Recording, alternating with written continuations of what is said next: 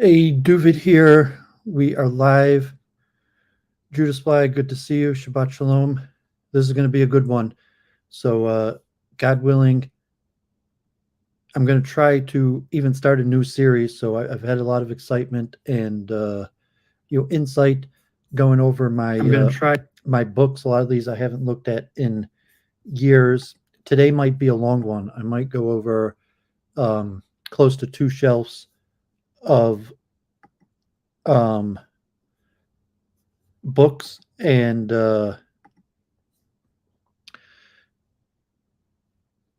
cover a lot of material. And then if I've been getting relatively pretty good viewership on this.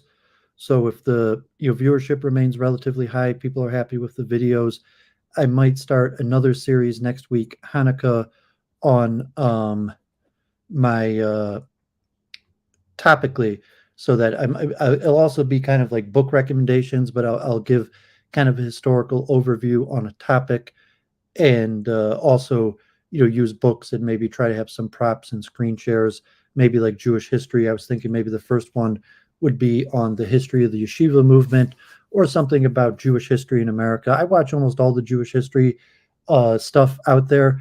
I love Jewish history. My mother loves Jewish history. A lot of people love Jewish history. I mean, there's different levels of involvement in Jewish history. So I love it mostly from academic and you're reading um, books on it, thinking about it.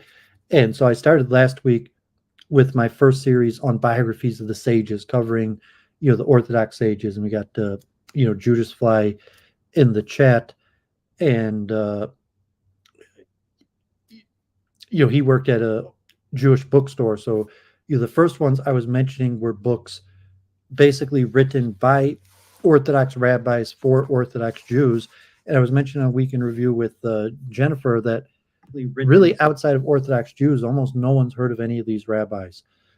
Even like Rav Moshe Feinstein, Rav Aaron Cutler, I mentioned, probably the two most important rabbis in American Jewish history. The Lubavitch Rebbe's, the most well-known, possibly even the most well-known rabbi.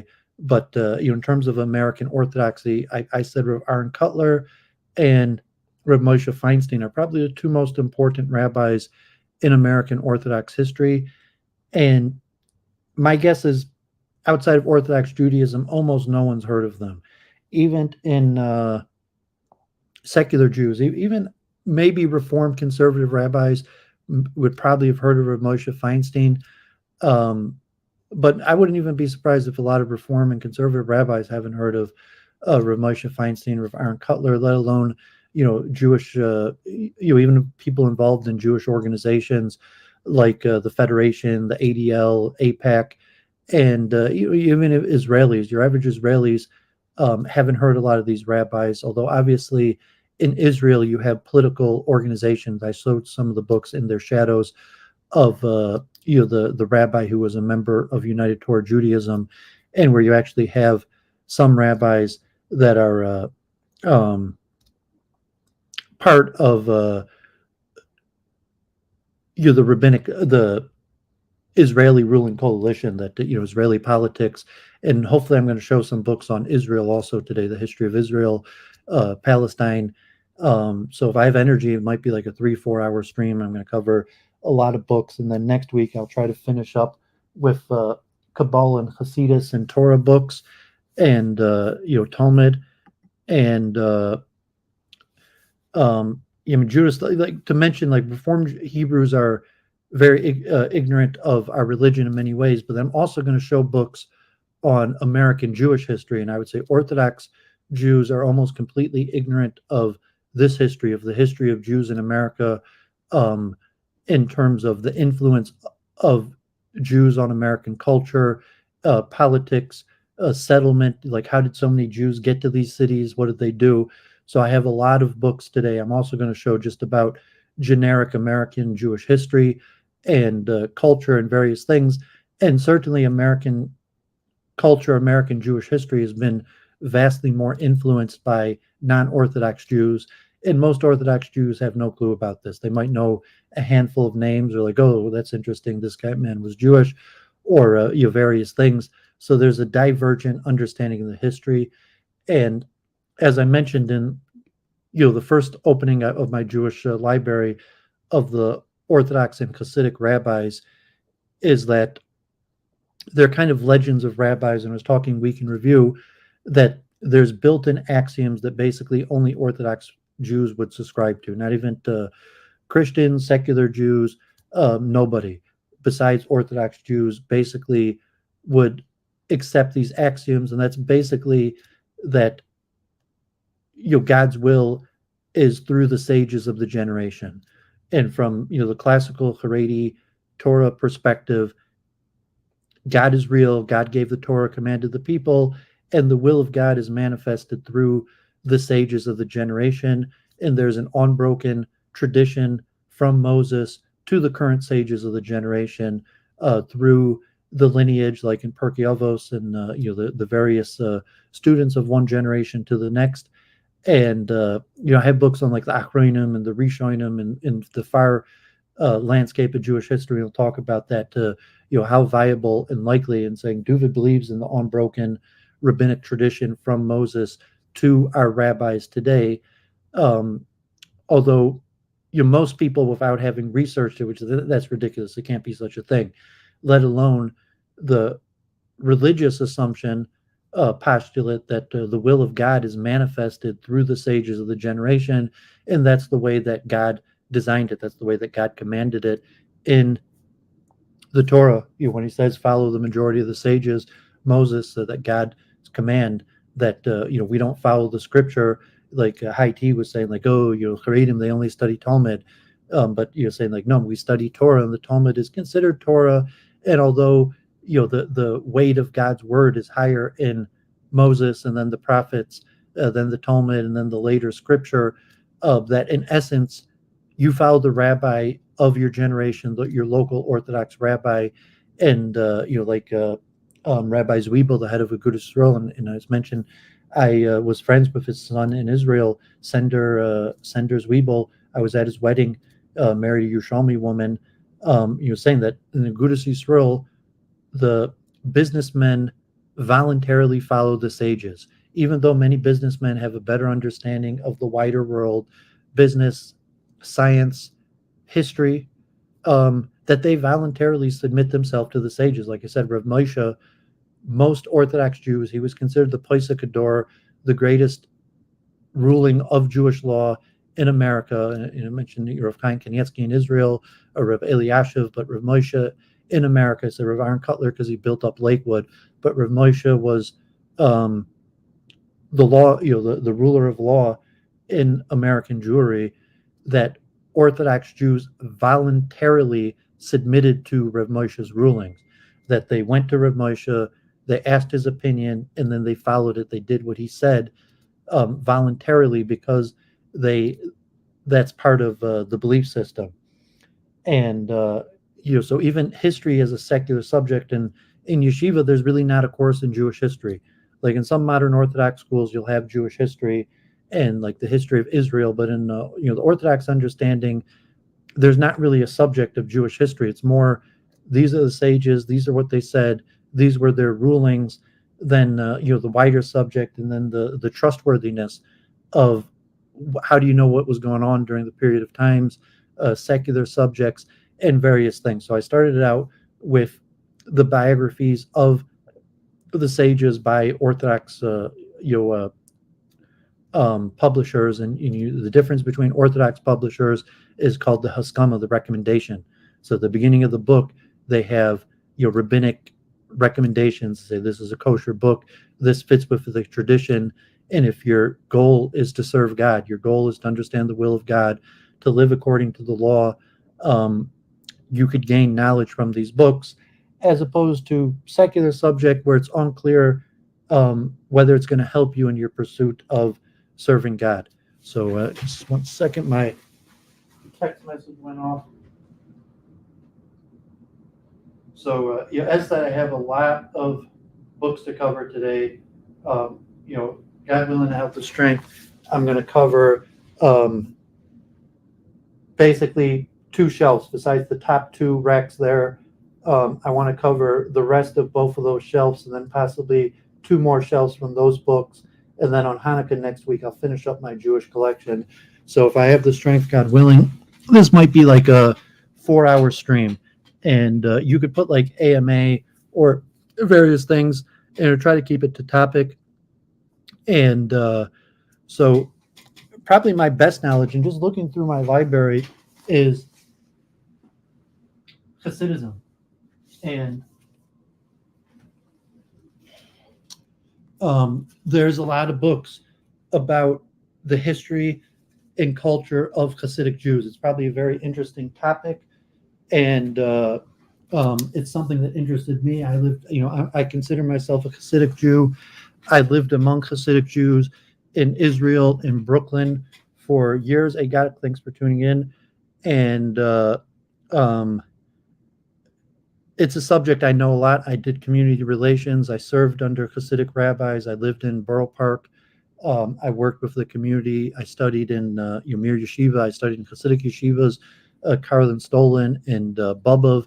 I studied under Rav Moshe Wolfson, who's kind of like a middle ground between Litvish and Hasidish, but also Rav Yecheskel Roth, a blessed memory, and the Sklener Rebbe, the Bubba Rebbe, a lot of Hasidim, and I drove rabbis. I've driven tens of rabbis for years, some for free.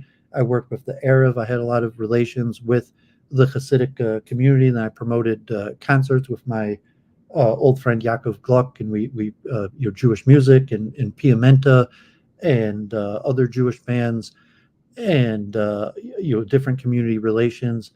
And I worked various fields. But there's a lot of books on the subject. So there's actually more books on Hasidim than there is on general Orthodox Jews. So I figure I'll start with general history books of Hasidic Jews. And it's a big topic. It's somewhat not well defined. It's a little complicated, the history. It's disputed, so the origins of Hasidus. So, hopefully I'm going to do in future streams, I'm going to try to start looking into, maybe I'll do like a history of Hasidim or Hasidic ideas, maybe even starting next week, or the Yeshiva movement. I have different ideas for streams, and I'll recommend books on the subject. So, Hasidism starts with legends, and it's unclear the legends, like to say the historical accuracy. So if you're a Hasid, we follow the legends, not the history. That you could be an educated Hasid with a secular education and know the history, but if you're actually Hasidic, it's more about the legends. It's more about a fervent service of God, and the history could affect that. To say, if you more you know about history, the less likely you are to believe in the legends and to believe that God is behind the history. And so the history is not emphasized that much among the believers, and almost all the history books are written by, so to say, heretics, people who don't believe. There's in the books that are written by rabbis are written in a ahistorical way that makes it out to be like legends of rabbis, great men, and God mysteriously working behind the scenes at every turn. So if you're an Orthodox Jew writing a book for Orthodox Jews, then you're going to have God behind the scenes, at every corner, and lessons on how to serve God, and this veneration of the path that the great rabbis become great rabbis by submitting to the system, and the secular historians basically reject the great men hypothesis. They reject the God behind the scenes, and will go more according to generic secular historical norms, psychological analysis, evaluation of all the given sources, take in critics and others. Although if they're a Jewish book, even a Jewish historian of Jewish studies, generally they'll still take a pro-Jewish attitude. And I'm also going to show I have a whole shelf of counter-Semitic books. God forbid. Okay, communism. Thanks for showing up. So I also show my shelf of counter-Semitic books of a critical view of Jews in history, like Kevin McDonald. So I'm going to start first with Hasidism. And this book here, Hasidism, A New History, published by Princeton a few years ago with multiple various authors, came out a few years ago. It was basically the first definitive history of Hasidism, and by secular scholars that wasn't about legends, like to demystify Hasidism and just focus on the history, because the history of Hasidim is usually told by Hasidim and by legends, and even to understand like who are these people, how did they get to Europe, how was there millions of these people before World War II, how are there hundreds of thousands of these people in Brooklyn, or around the world, and why would this lifestyle be interesting to Jews? So this one is more focusing on the history. This book was kind of expensive. Usually I hate spending so much money on books, but so this one has multiple sections: the origins of Hasidism in the 18th century, the golden age of Hasidism, and then leading up to World War II and post-war. So the history of Hasidism is almost completely in Europe, and so you have like the legends of the Baal Shem Tov and traveling around and spreading, and the preachers that set up in towns, and probably the other definitive book is, I showed this last week, the Historical Atlas of Hasidim by Marcin Wodzinski of Poland, and he actually came to University of Michigan. I went to the University of Michigan when he came here, and this is a demographic, ethnographical study of Hasidim, just like who are they, how did they get there, how did they expand, how many of them are there, what cities were there in, what periods of time were population centers, and without focusing on the Rebbes and the leaders, because most history of Hasidism is a history of Hasidic Rebbes, not a history of Hasidic people. So in terms of academic, I'd say these two books, Historic Atlas of Hasidism and Hasidism, are the two main books. Hey, John Wolf, good to see you, of academic history of Hasidim. So let me pull out so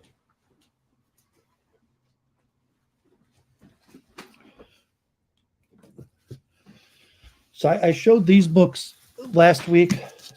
See, Tzvi Rabinowitz and Harry Rabinowitz, of Hasidim in Israel and Hasidism, the movements and its masters. And these are Aronson books. So if you're older, you probably remember Aronson, or if you're into Judaism, you probably remember Aronson. And they were like an alternative publisher of Jewish books that went bankrupt. They were all kind of expensive, and they didn't have haskamas from like rabbis. A lot of them were Hasidic people, Jewish people. Almost all the authors were Jewish, pro-Jewish, pro-Hasidic, but they weren't so to say, sanctioned by the rabbis, and they could borderline heretical.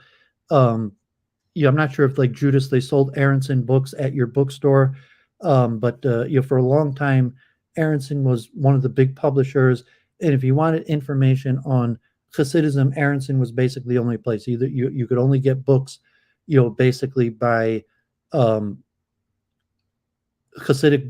Art Scroll, Orthodox people that had the Legends of Rabbis type style, or Aronson, which is still kind of like Legends of Rabbis with a little bit of academic historians. A lot of them were kind of like modern Orthodox Jews, maybe from a Hasidic background, that have went to university. So here's just two Aronson books: Hasidism in Israel, Hasidic groups like like in United Torah Judaism, the main groups, their history, how they founded in Europe, to traveling and resettling in Europe in the current state of Hasidism. And this one, focusing more on the Rebbes and the history of the Rebbes over generations. And so those are pretty good books. As said, the Aronson books in from the better history books. And unfortunately, Aronson went out of business and they were very expensive. So here, Jake Turks. So Jake Turks my friend, my buddy, also went to Bubba Yeshiva, and when he came to Detroit, I served as his driver for the Democratic, or I think it was actually the Republican um, debate, and he wrote a book, Stop, Drop, and Roll: How to Safely Roll with Laughter from the Comfort of Your Own Straitjacket. And so I put this together with my Hasidic history book.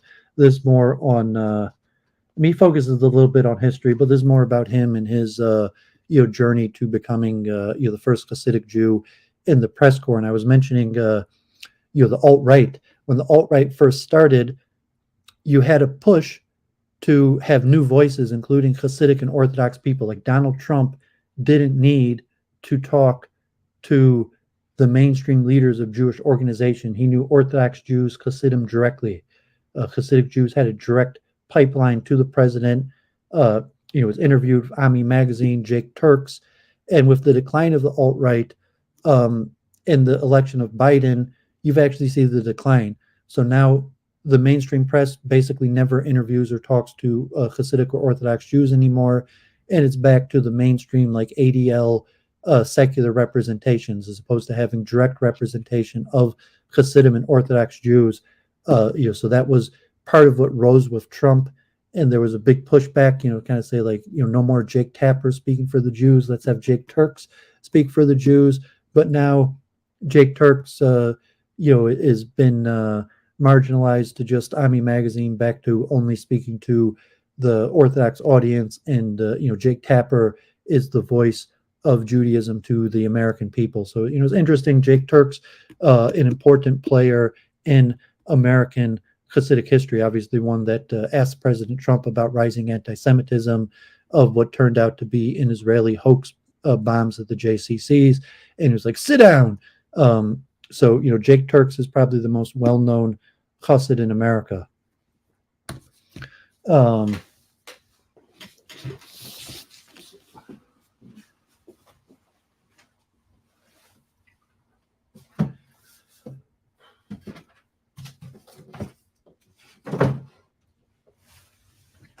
Okay, we got a lot of books here. I'm going to do these on size. So I'm going to somewhat look at these books based on size so that I could put them back on my shelves in a sensible manner.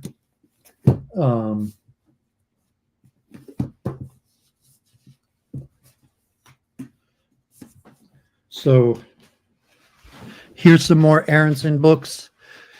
Now these are all books that I keep. I sell books that I get, for me and my father have a business. So these books are actually, some of these might be valuable. These books were expensive to buy. Like I probably paid like $20, $30, some of them $40. Aronson books were always expensive, and they're out of print. So I wouldn't be surprised if some of these books are actually valuable because they're out of print now. So here's Hasidic Williamsburg, a Contemporary American Hasidic Community by Kranzler. Obviously Williamsburg is possibly the biggest Hasidic community in America. You have Borough Park and Flatbush, but Williamsburg is dominated by Hasidim, mostly Satmar and Kretschnoff, and like Bells, and Torah Vodaas started in Williamsburg. You had regular Orthodox, and then with the Williamsburg Bridge, where Jews on the Lower East Side, and after they built the Williamsburg Bridge. But anyone who knows contemporary Hasidic culture, Williamsburg is the main center of Hasidus, besides possibly Muncie and Kiryas Joel's New Square. So Hasidic Williamsburg by George Kranzler, an old Aronson book. Here's another one, Hasidic People, A Place in the New World by Jerome Mintz. And I don't remember who published this one. This I bought off online, so it's a withdrawn library book. It's probably out of print, and it may have even been somewhat expensive. So, this is an interesting history of Hasidim in America, starting with Lubavitch, Satmar, the Malachim. We were kind of like the first Hasidic movement, maybe even before World War I. I think the current day Malachim, like I have on my YouTube, Spielmeyer Zilberberg, is connected with them. and I forget the names, the Rabbi Scherers or something. They're also within Karlin Stolen, but they were kind of the first people to try to live the Hasidic lifestyle in America, even before World War I, before there was really such a thing as a yeshiva, and they became somewhat affiliated with Torah, and then they had fights with Chabad, or the different Chabad moving into Borough Park.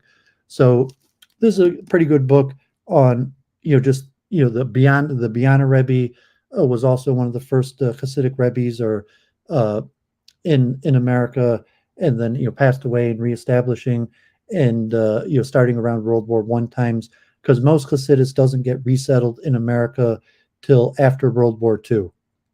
So this book might be out of print. Jerome Mintz, Hasidic People, A Place in the New World. If you want to know the history of Hasidim, the first Hasidim established in America, a good book. I'll just show this because this is probably the main ethnographer, Samuel Heilman, who is the author of which I'll show soon, Who Will Lead Us. So this was a recent book, Who Will Lead Us, by Samuel Heilman, who he was an Orthodox Jew, and kind of like modern Orthodox, but he's a professor at a university, one of the Brooklyn colleges, and a CUNY system, and had access to a lot of the Hasidic Rebbes for interviews, and wrote this book, Who Will Lead Us, the story of 5 Hasidic dynasties in America, focusing on Satmar, Chabad, Bian, Bobov, and Munkach. And he's got quite a few books. I think I have multiple books from him, and other sections also, where he writes not just on Hasidim, but here's Defenders of the Faith Inside Ultra Orthodox Jewry.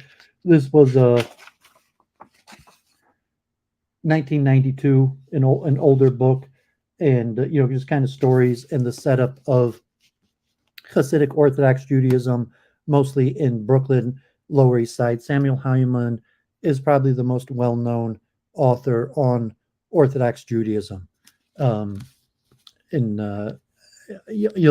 It's tough to find good books on the subject. So I mentioned the Aronson books are kind of, they're not like Art Scroll, where they're kind of like legends of rabbis. God is behind every corner of the rabbi, every move of the rabbis.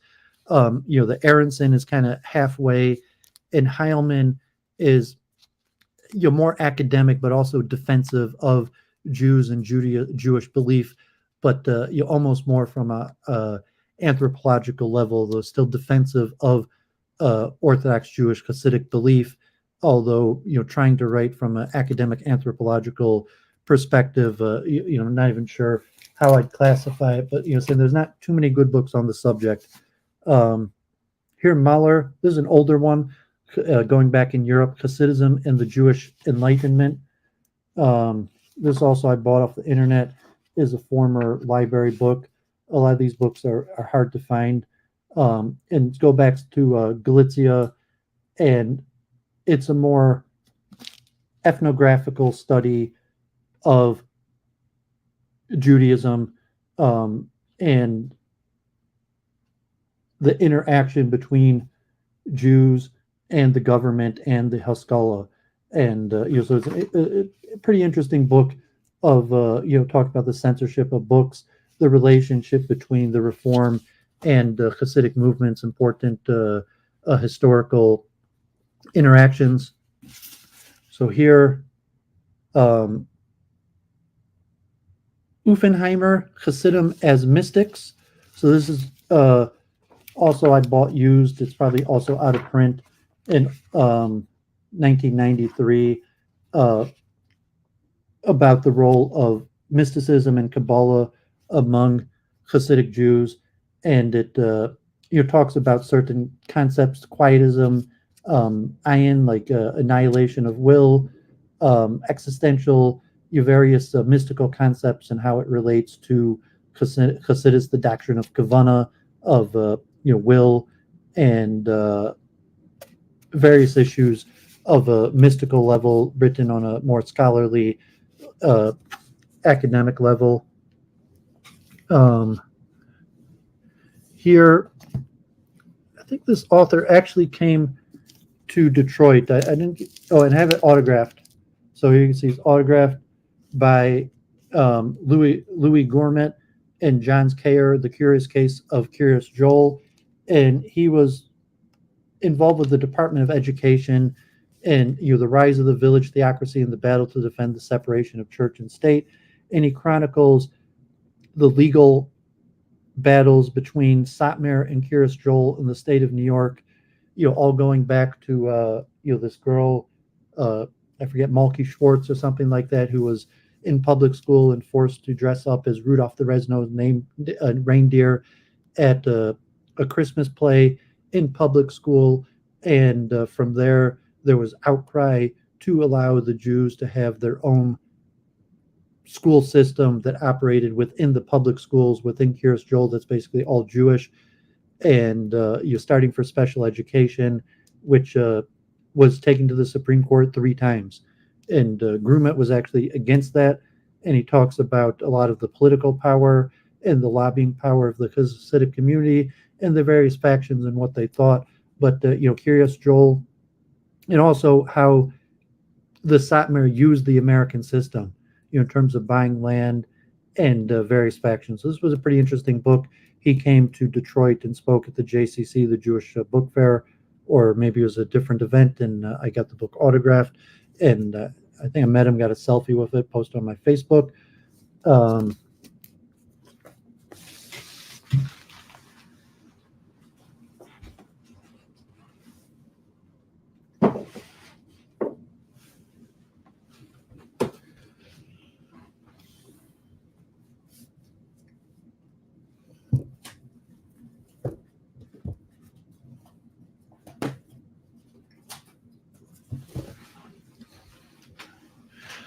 So here is, I think this is actually Mark Shapiro's father. Mark Shapiro that Luke Ford watches and follows. I think this is his father who wrote this book, in Crown Heights, Blacks, Jews in the 1991 Brooklyn riots. And, just a chronology, ethnography, a little history of Crown Heights, and, God forbid, the revolution riots in 1991, possibly, important these days with the Black-Jewish relations and, Kanye West, various things. So I'm pretty sure this is Mark Shapiro's father, Edward Shapiro, who wrote a book on the Crown Heights riots. This is an interesting book written by like a Lubavitch Balchuva woman who's a professor. Lubavitchers as Citizen, the Paradox of Liberal Democracy. I think she's actually Canadian, maybe at American universities.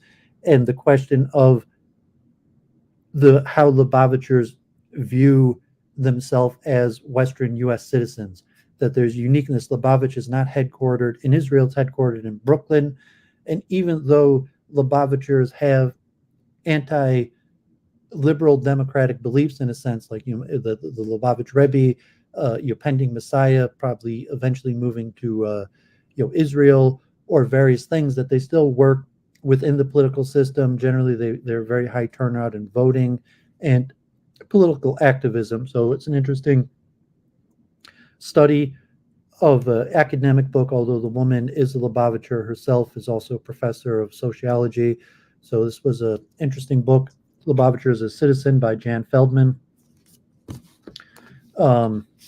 This, I think, is a popular book, Postville, A Clash of Culture in Heartland America by Stephen Bloom.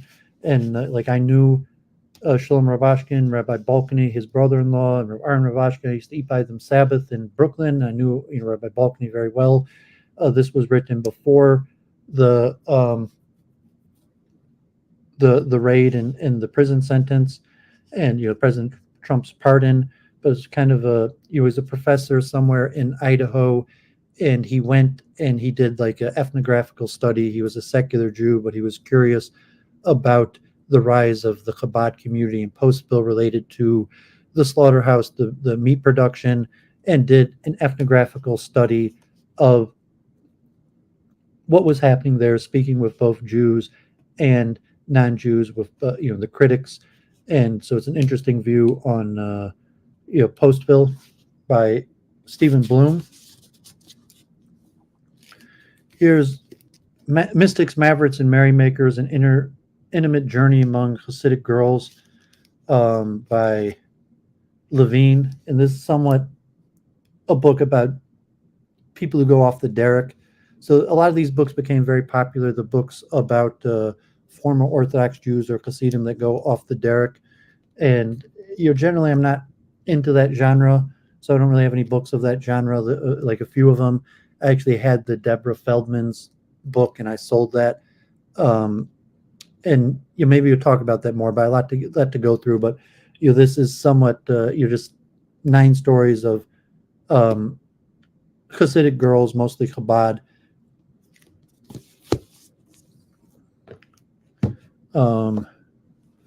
This is also an interesting book, Diane Ashton, Hanukkah in America. So Hanukkah is starting this week, Sunday.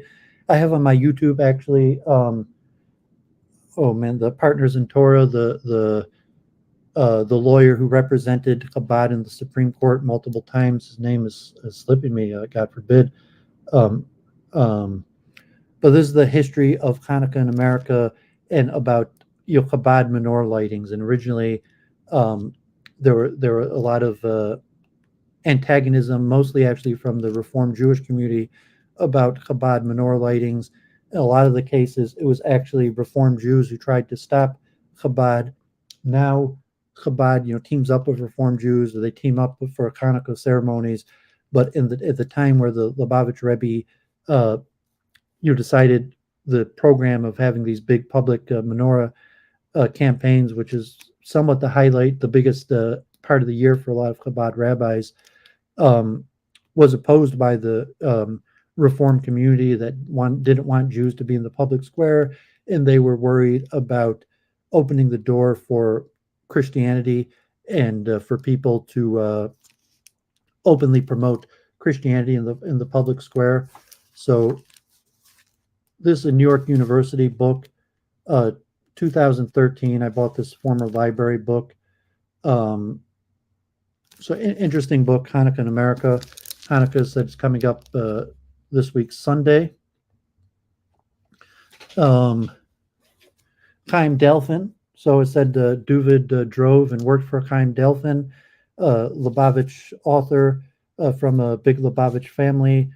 His books are kind of expensive. Like I wanted to get a few more of his books, but his books really cost like $40. They're small printed. I mean, he's a good man. He also has a YouTube program.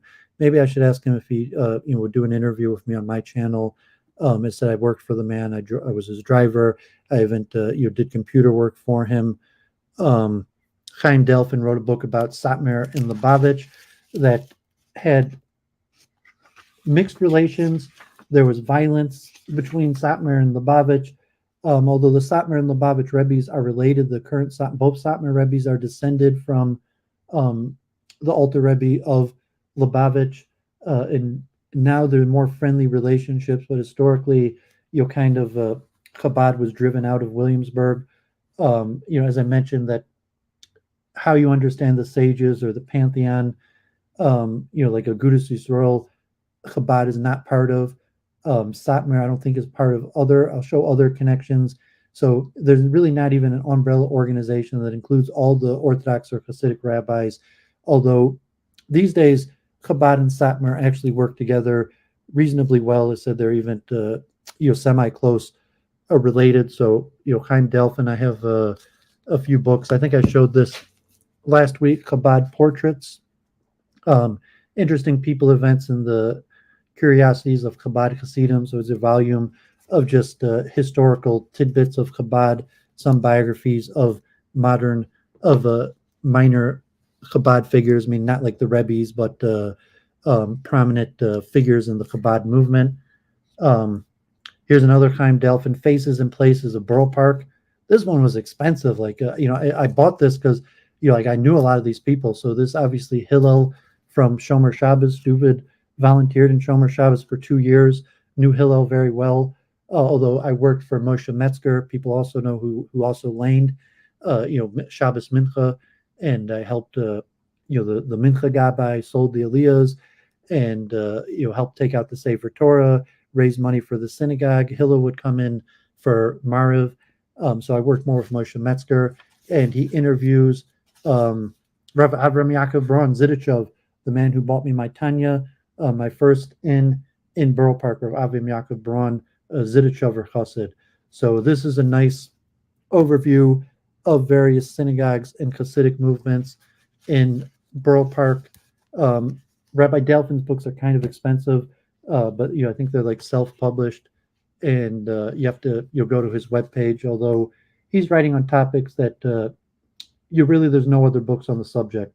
He covers like Emunas Yisrael, 25 different Hasidic groups, Klen, Scholia. So good book, Rabbi Delphin. Check out his YouTube page, and maybe I'll even look into seeing if he would come on to my channel for an interview. Here's another book, New World Hasidim, Ethnographic Studies in Hasidic Jews in America by Janet Belkov-Shalin. This is a Sunni academic book, probably like Jewish studies, and covers mostly Chabad, and forward by Sam Heilman, Ethnographic Studies of Hasidic Jews in America. Despite all odds, the story of Lubavitch, Edward Hoffman, and I think this is also this is on Simon and Schuster. So it's meant for the larger public audience, probably by like a Lubavitch friendly person that covers somewhat a national Chabad is a national movement and the success of Chabad building up all over the country. Arun, thanks for showing up. From suburb to shtetl, the Jews of Borough Park, Egon Mayer. So, Duvid lived in Borough Park. I doubt most Hasidim in Borough Park even have these books. Like, these books are small publishers. They're hard to find. They may even be expensive if or you get lucky to find a used copy. A few academic books. Egon Mayer, The Jews of Borough Park, From Suburb to Shtetl. Borough Park is probably the most successful Jewish urban community, one of the wealthier Hasidic communities, and so an interesting history. A lot of Jews, it was an Italian community, probably originally an Anglo community, and there were some secular Jews there, and a lot of the Jews moved from Crown Heights.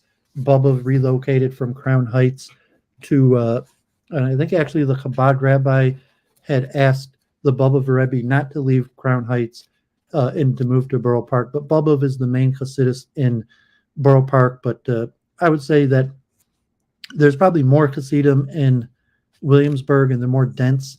But I would say that Borough Park is the main Hasidic community in America. Borough Park also, God forbid, has the highest amount of Holocaust survivors in the world, even more so than Israel. And there's a lot of, say, business people, Litfish. So in Williamsburg, you have more Hasidic. In Borough Park, you have a mixture of all types of Jews together, with large Hasidic groups and various things. But I lived in Borough Park most of my time, and Borough Park is probably the wealthiest, major Hasidic community in America. But obviously, there's a lot like Muncie. There's a lot of Hasidim also in Flatbush. The areas near that, and Williamsburg and the Catskills in various places. But Duvid, I lived in Borough Park, so there's not much on the subject. It said Rabbi Delphin. This is maybe the only academic book on the subject.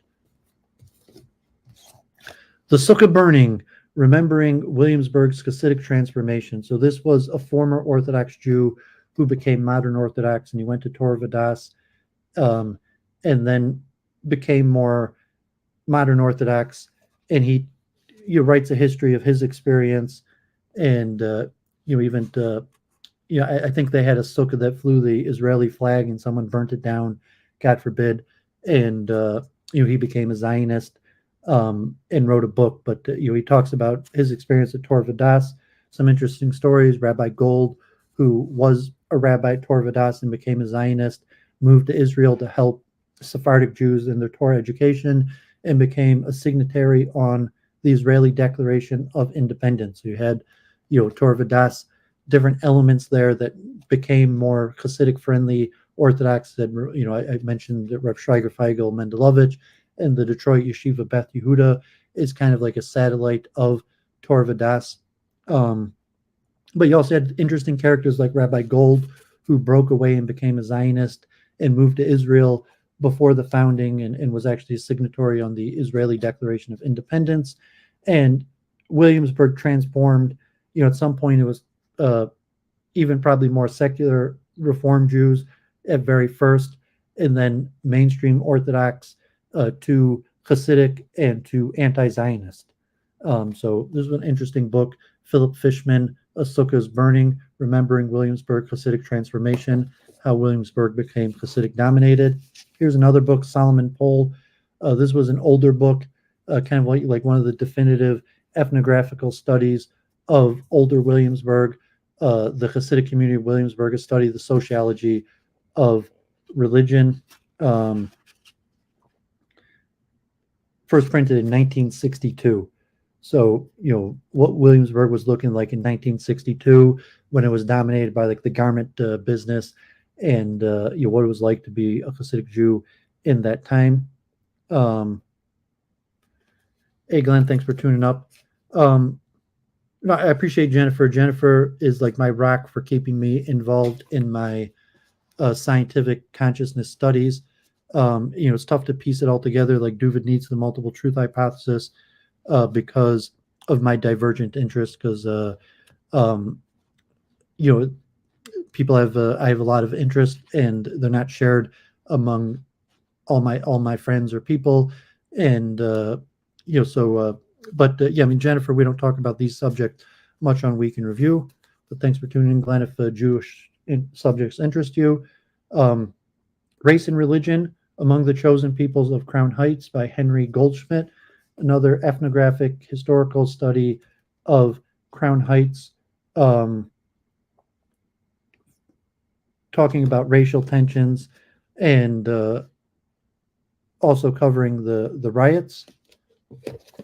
I showed this last week, Untold Tales of the Hasidim by David Ussoff, Crisis and Discontent in the History of Hasidim.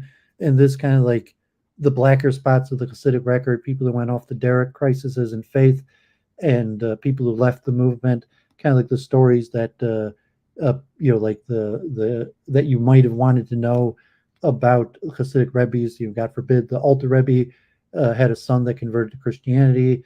Certain questions about possibly the Kutzker Rebbe going off the derrick and leaving the faith in various subjects, and how the Hasidic community dealt with it. Israeli academic. I think he also has a chapter in the Hasidism book.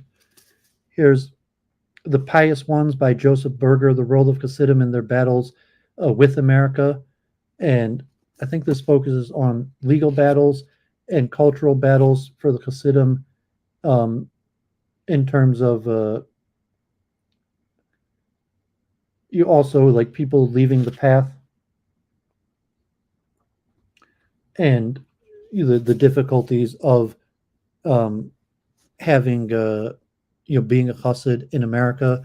Some of the older books, God forbid, when I first got to Borough Park, Carlin Stolen, people tell stories about when people suffered to be Hasidic in America, and say that you have to quit your job every Sabbath because you couldn't get Sabbath off. And if you were serious about your Judaism, you'd have to quit your job on Friday because if you didn't work on Saturday, you'd lose it and have to find a new job every week. Ayala Fader, I actually watch her stuff on YouTube, professor of Jewish studies. She wrote a book about Bobov, mitzvah girls. And this is actually kind of insightful because like all the time I was in Bobov, I never met any girls. Like I actually was in Bobov Yeshiva. I slept in the dormitory. I helped out a whole bunch of things. I never met any Bulbov girls, maybe like a few times at Shabbos meals or a few people's sisters, because it's very Hasidic. Bulbov is Meretnish mit Froyim, that generally among Bulbov Hasidim, like unmarried men, we don't talk to women. They're completely gender segregated. So this was an interesting book on mitzvah girls, bringing up the next generation of Hasidic Jews in Brooklyn, which is mostly about Bulbov. Ayala Fader, who wrote a few other books, and she's on YouTube. You could find her, various things, and she's an Israeli and has her bias, but she, did kind of like an anthropological study living in Borough Park from, one of the CUNYs in New York, and Mitzvah Girl, interesting book. So.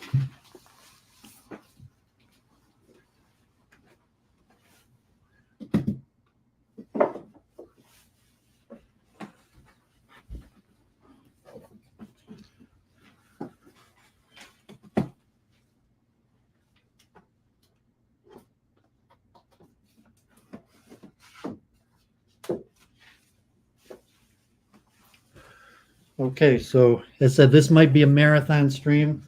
I may not be able to do as much as I hope, but because this is probably actually the biggest part of my Jewish library is Jewish history. These books I just read, like, when we get to the Torah Hasidics section, we'll see books that I studied, like that I really studied hard. These are just books that I read. As I did talked about in the opening, in how we understand Jewish history. So that first section was all Hasidic Judaism. That's a subject that, like, I actually consider myself an expert in, because I watched the the Judaic studies, and even like Heilman. Like, honestly, I hear this. I think I know more about the subject than a lot of the experts. So that's why I was thinking I might stream more on the subject, more like history and culture. And, even the off the derek, like Duvid was a founding member of Cholent in New York City with Isaac Schoenfeld, and, and like Footsteps, and, Naftali Muster. Like I was in Amunis Yisrael when, I remember when Naftali Muster had his bar mitzvah, and like his father didn't like me, God forbid, although I for a period of time I was friendly with his older brother, and like the off the derek people. So like the series of the books of, like the narrative that's spun by the off the derek people. Just mentioned, I think I know a lot about this subject, so I might continue to talk more about this. But I figure first I'll just show my books on it, and kind of review, joggle my own memory on the subject. So these are more generic American Jewish history books, like Reform and Secular. So I said, like, Hasidic history, I showed that one book really only starts in like 1910. Although a lot of Jews come from Hasidic origins.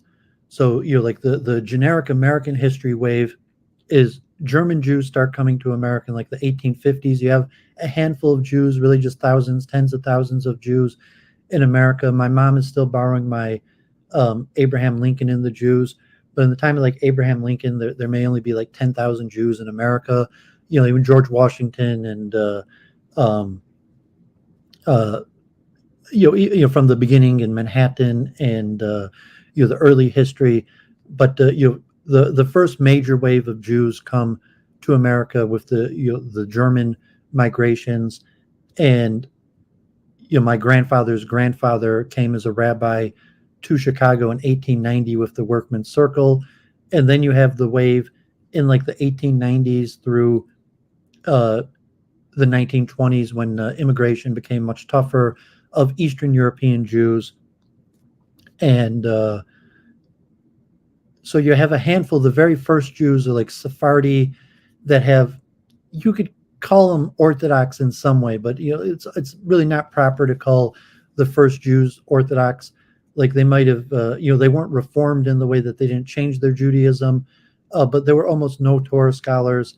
The first Torah scholars really get to America about the time of World War I, and Reform Jews had already built synagogues. I have a whole shelf of books on architecture. So if I have the energy to cover, all the books I want to, I'm also going to cover my books on architecture. So we'll see actually the history of synagogues in America by saying Reform Jews already really started setting up in America from the 1850s to the 1900s. America was really dominated by Reform and conservative Jews. Orthodox Jews don't really start getting here till like 1910, and Orthodoxy really doesn't get a foot in America till after the war, when Orthodox rabbis come as refugees from Europe, because generally the rabbis in Europe did not recommend coming to America. So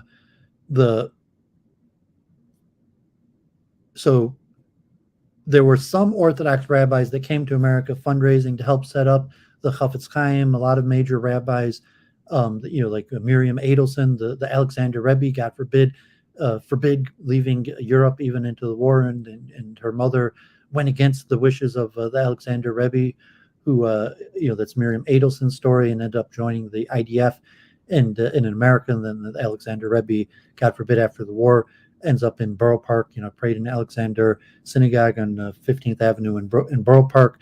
But he was making the point that Orthodoxy doesn't really get set up in America till after World War II. So the majority of Jewish history in America is not religious Jews. There's some Reform Judaism, but it's more just Jews. And there's loose organizations, there's B'nai B'rith, there's various elements. So I have a lot of books just on American Jewish history. And so I'm going to try to do some more streams trying to explain this. I just want to cover a lot of these books. Hopefully it'll jog my memory.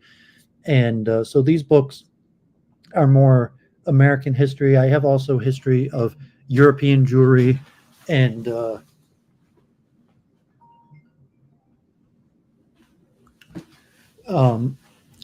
so God forbid,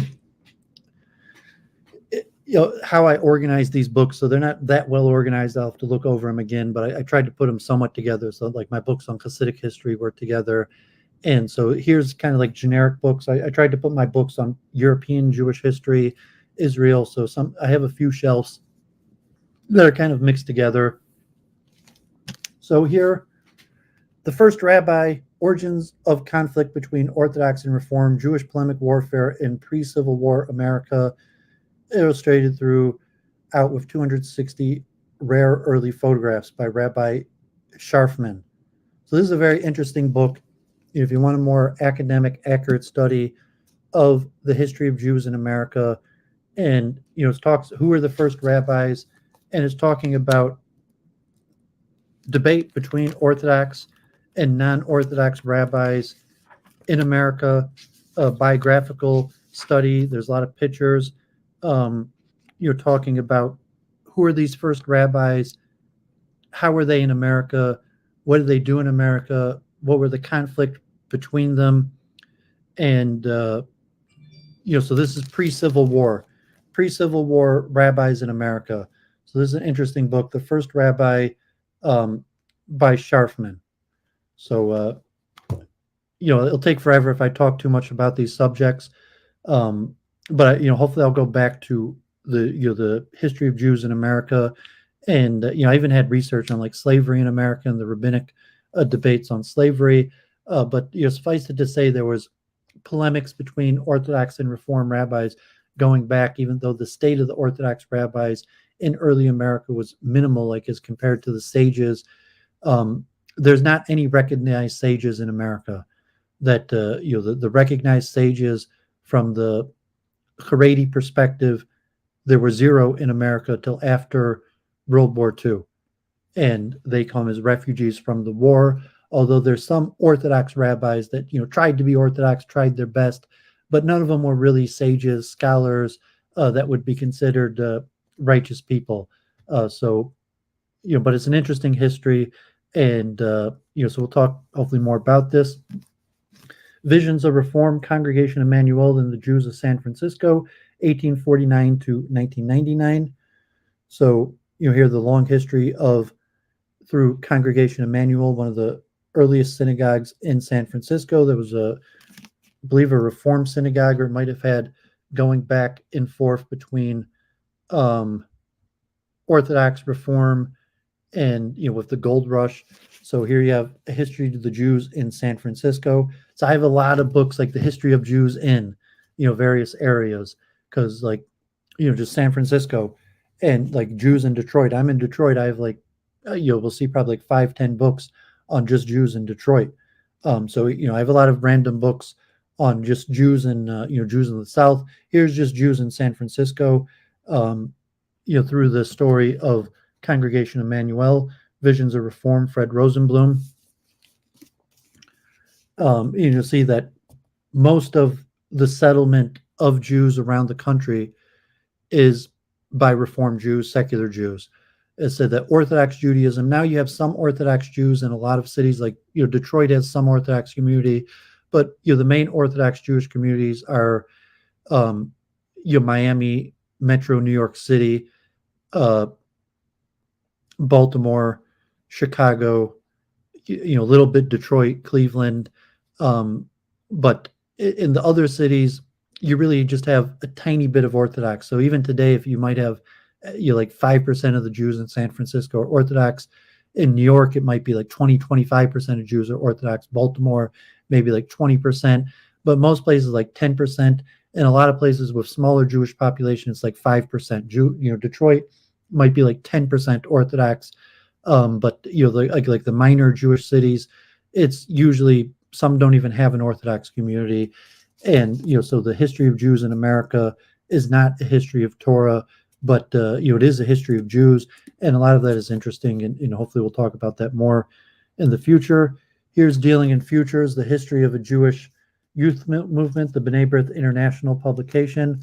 So the B'nai B'rith, which is you could call a Masonic society. So this is a history of the B'nai B'rith, I guess, youth movement starting in 1924. There's earlier history of B'nai B'rith going back into the 1800s, and B'nai B'rith also has its origins in Germany and Austria. So, an important part of American Jewish history, the B'nai B'rith. Urban Origins of American Judaism, Deborah Moore. I have quite a few of her books. She was the head of Judaic Studies at University of Michigan when I was a student there. Now she has retired. I don't know if she retired, but she's no longer at University of Michigan. She's the author of a whole bunch of books. I have numerous ones of her books. And, so this is just the question of urbanism and American Jewry. Like in Europe, Judaism in Eastern Europe was more on the countryside. In America, Judaism is almost exclusively an urban affair, that Jews in American history are almost exclusively in urban areas. And so that's an area of academic study. There's also an interesting, important book, Going Greek, Jewish College Fraternities in the United States, 1895 to 1945. So there's a lot of fraternities, not just University of Michigan, like AE but there's multiple Jewish fraternities that, there's Sigma Delta Tau, Zeta Beta Tau, AE Pi Epsilon Pi, Sigma Alpha Mu. Some of them joined together and conglomerated, but there were multiple Jewish fraternities.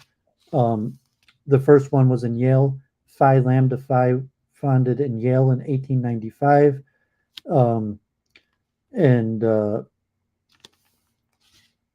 Then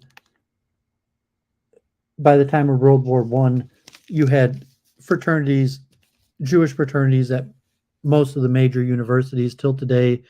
Hey, The Truth, good to see you. So said that Orthodox Jewry is important, very important, but it doesn't have reach across America. Maybe today with Chabad, but there's certain things like API, Jewish fraternal networks that because there's Jews all over. Jews, generally are the most likely, besides maybe now like Indian immigrants or some new immigrant groups, to have university education. So you understand, just important aspects of American Jewish history, going Greek and Jewish fraternities and sororities. Here's a random biography. Roy Neuberger from Central Park to Sinai, who I guess was some sort of banker who became a Baal Tshuva. I was seeing an article about the death of the Baal Tshuva movement, God forbid. But so I have a lot of random biographies that cover interesting parts, but they're kind of mixed in. Here's an interesting book by Jonathan Sarnow, who is at Brandeis University. He's probably like the godfather of American Jewish history. His father and son combination at Brandeis, and biggest prolific scholars of American Jewish history. So this is when General Grant expelled the Jews in the South. So we got the Truth and John Wolfe in the South. So the period during the Civil War when Grant expelled the Jews.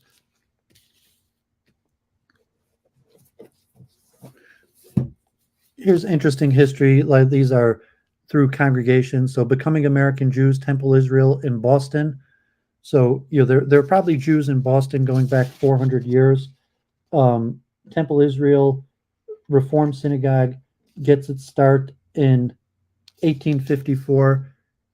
I keep very good condition of my books. Hey, Mr. IC3, thanks for tuning in.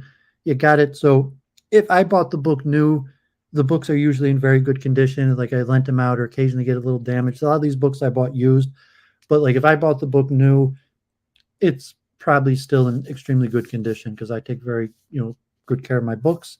Although some of the books like I, carried around in backpacks or got damaged in moving or I lent them out. And a lot of these books I bought used.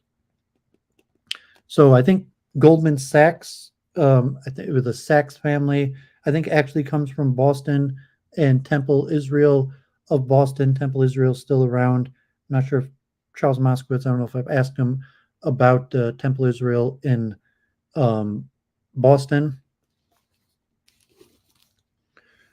So it's back on the shelf.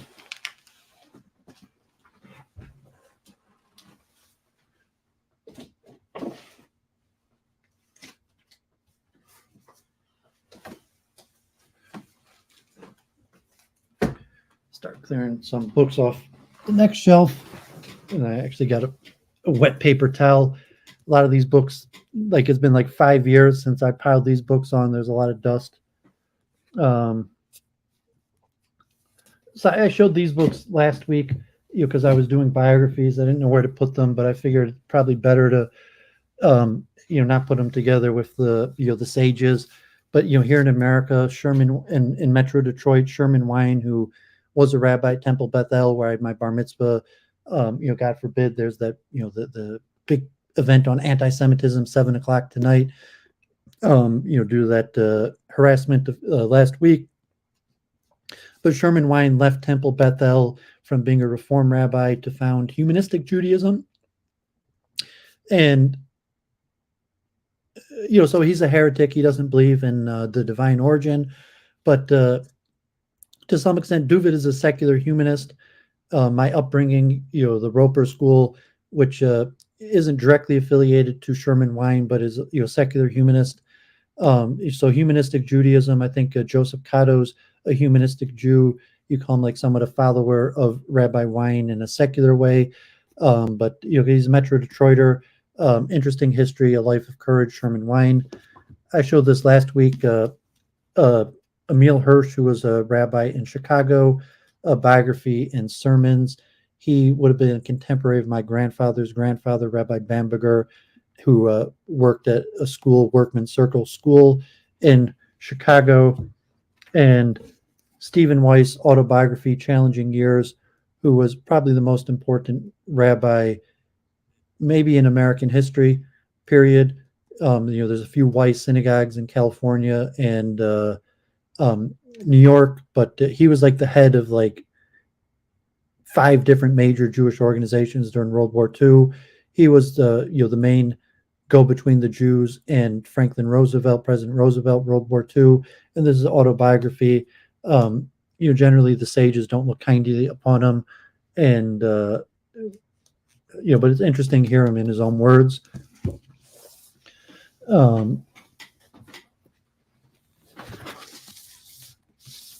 Confronting Hate, the untold story of the rabbi who stood up for human rights, racial justice, and religious reconciliation. And Mark Tannenbaum was one of the leaders of the AJC for decades.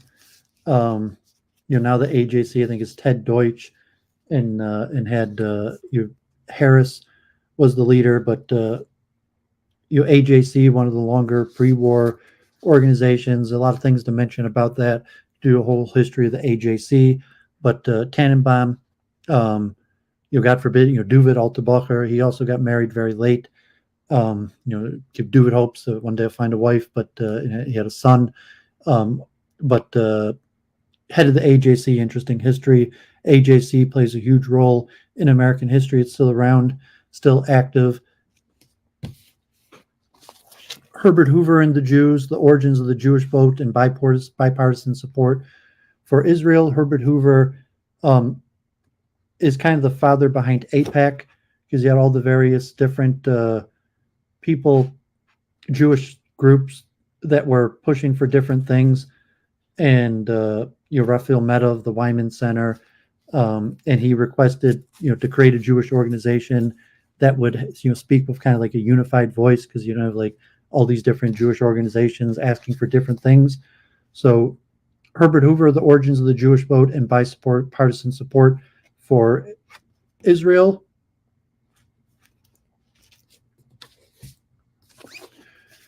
The Jewish 1960s, an American source book. So it's collected writings of counterculture, kind of like the hippies and civil rights, not really, too much about religious Judaism, but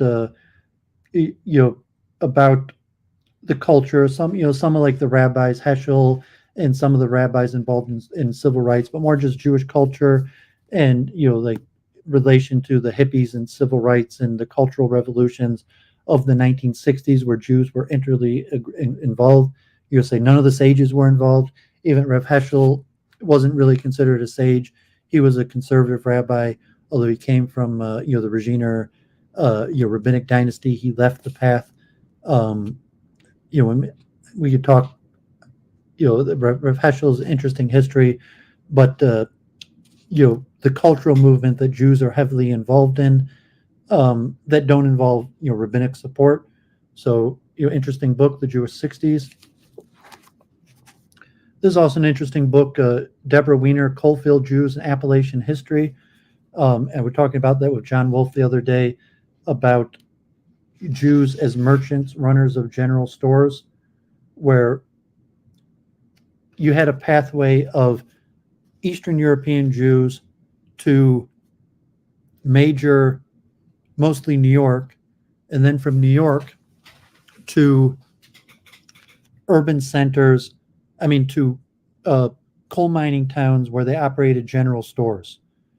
And these are smaller areas that maybe had tens of thousands of population that were based on coal mines. ADV Weed, thanks for tuning in. And really all across America, from East Coast to West Coast, with coal field, oil, gold, you had Jews that generally operated general stores and later department stores. And a lot of these Jews were Eastern European Jews from New York that were poor peddlers in New York and tried to have an opportunity by moving to, in this case, coal fields, coal towns on the East Coast, and opening up general stores. And I'm not sure if I have any books by Hugo Valentin. The name's not ringing a bell offhand. So it's a big part of American history. A lot of times it would have been one male who would have maybe have not been that religious and operated his, had his family back in Brooklyn. Some of them, would have operated their business on Sabbath, or, some of them eventually opened up synagogues or got a minion of people to the town. But a lot of these were Eastern European Jews who left Orthodoxy and opened up general stores across here in the coal field. But it's also the case with oil towns in the South, and gold mining towns like San Francisco. I mentioned that, where in American Jewish history, Jews played a big role in called the general store. So in Europe, when I get to my books, European history, and there were actually laws that restricted what Jews could do. Jews a lot of times operated inns and bars and distilleries. Not general stores, but inns and taverns where they said alcohol, and hotels. But in America, it was more the general store, and a lot of people from Brooklyn, and because they were Orthodox Jews, Eastern European connections, they had ability to get goods, and the historic Jewish merchants, import, export. So interesting book, Coalfield Jews by Deborah Weiner, Appalachian History. Torn at the Roots by Staub. Trying to remember what this book is about.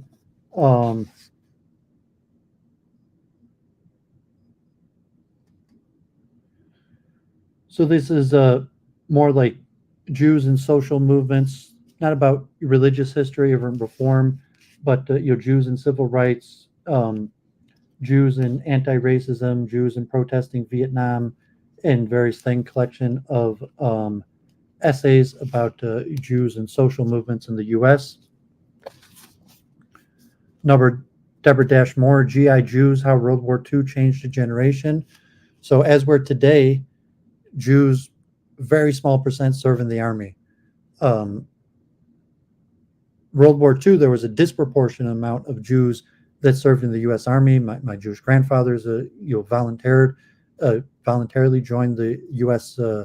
Air Force, World War II, but a disproportionate amount of Jews, more Jews than the percentage of the population, served for the U.S. World War II. I think also going back in historic wars that Jews were actually more likely than the general population to serve in the armed forces, and these obviously were not Orthodox Jews. That wouldn't have been the case with Orthodox Jews. And so Deborah Dash Moore, the historian, G.I. Jews, talking about World War II and Jewish servicemen. And Seymour Lipset, Jews in the New American Scene. Forgot what this one's about.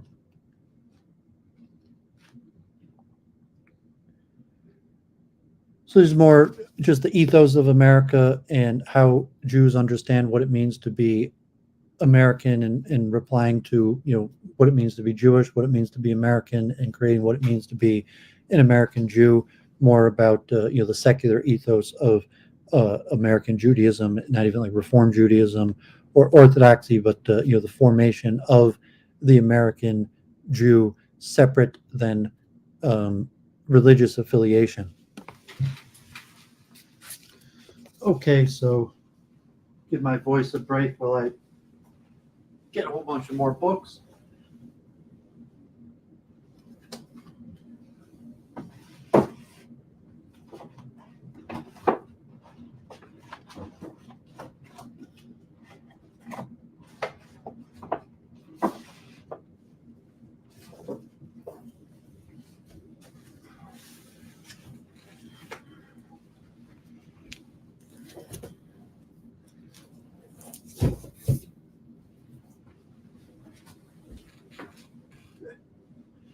God forbid, a lot of dust.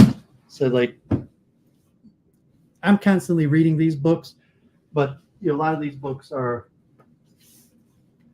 have been on my shelf for a few years now. Some of these books are books from New York, that or even Israel, and a lot of these books are books I've bought over the last 20 years, and I bought these shelves. I don't even know, like 10 years ago, and a lot of these have been sitting there that long. So I got a rag, a wet paper towel to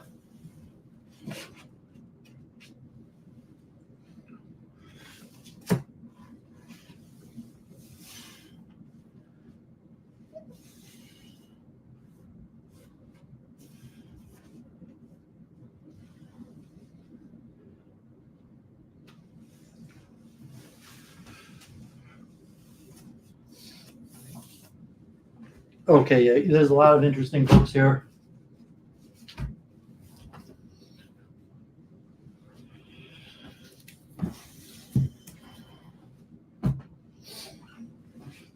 Okay, so this is kind of exciting. Got 13 people here. Thanks for tuning in.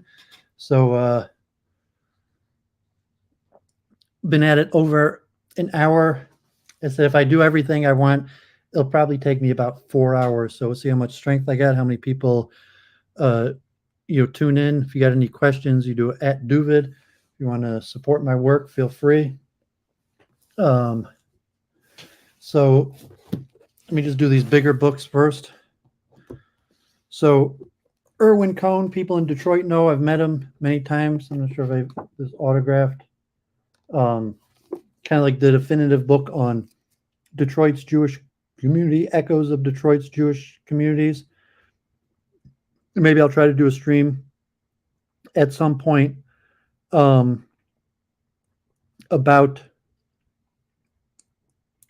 just Jewish Detroit history. Hey, Jim, thanks for tuning in. Controversial books written by Jews about Judaism. So I was mentioning that, like, controversial, if you just mean, it depends who you ask. So if you mean like controversial to all Jews, I mean, or you're saying like, well, Hasidim and Haredim are controversial to secular Jews. Secular Jews are controversial to Haredim because there's a lot of sectarianism within Judaism. If you mean like maybe Kastler's the 13th tribe or something like that, or Professor Shlomo Slan's that maybe you asked about last time. I've read that book, but I don't own it. I think I read a copy. I was somewhere, some I had, and I flipped through it, skimmed through it. So that sense, like Shlomo Sands or Kastler's the 13th tribe, which is controversial and rejected by the vast majority of Jews, as opposed to just like sectarianism, Reform Jews versus Haredi Jews. Maybe something like counter-Semitic Jew or a Jew who converted to Christianity. I had all kinds of books. And especially when I get to my section on Israel, Palestine, like very controversial, when dealing with like Israel, Palestine. So I'm not, sure what you mean, but most of these books I've covered right now are not that controversial. There would be sectarianism between like these history books are all written by non-believers or most, non-Haredi, that non-Haredi approach to history where God is the force behind history. I mean, not necessarily like levels of heretics, because a lot of these Jews have some belief in Judaism to some extent. This is an interesting book. It's actually written by a Chinese diplomat, and it's in Chinese and in English, officially put out by the Chinese government, The Jews in China. So I got a lot, like The Jews of, like a book. So we were going to see a bunch of these. So here's The Jews in China. Interesting history.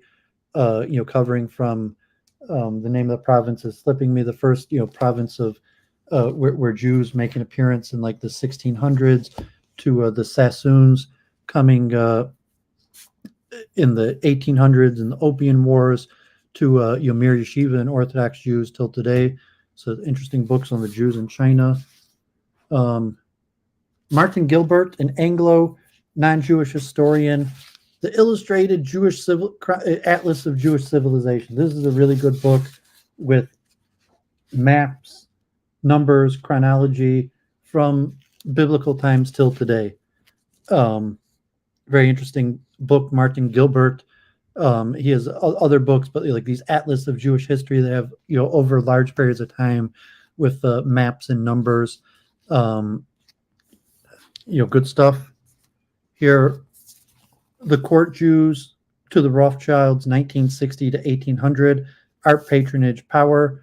So, obviously the historic position of court Jews in Europe, and the Rothschilds becoming one of the bigger ones and acquiring a lot of wealth and the art that they own. So this one's more a catalog of paintings.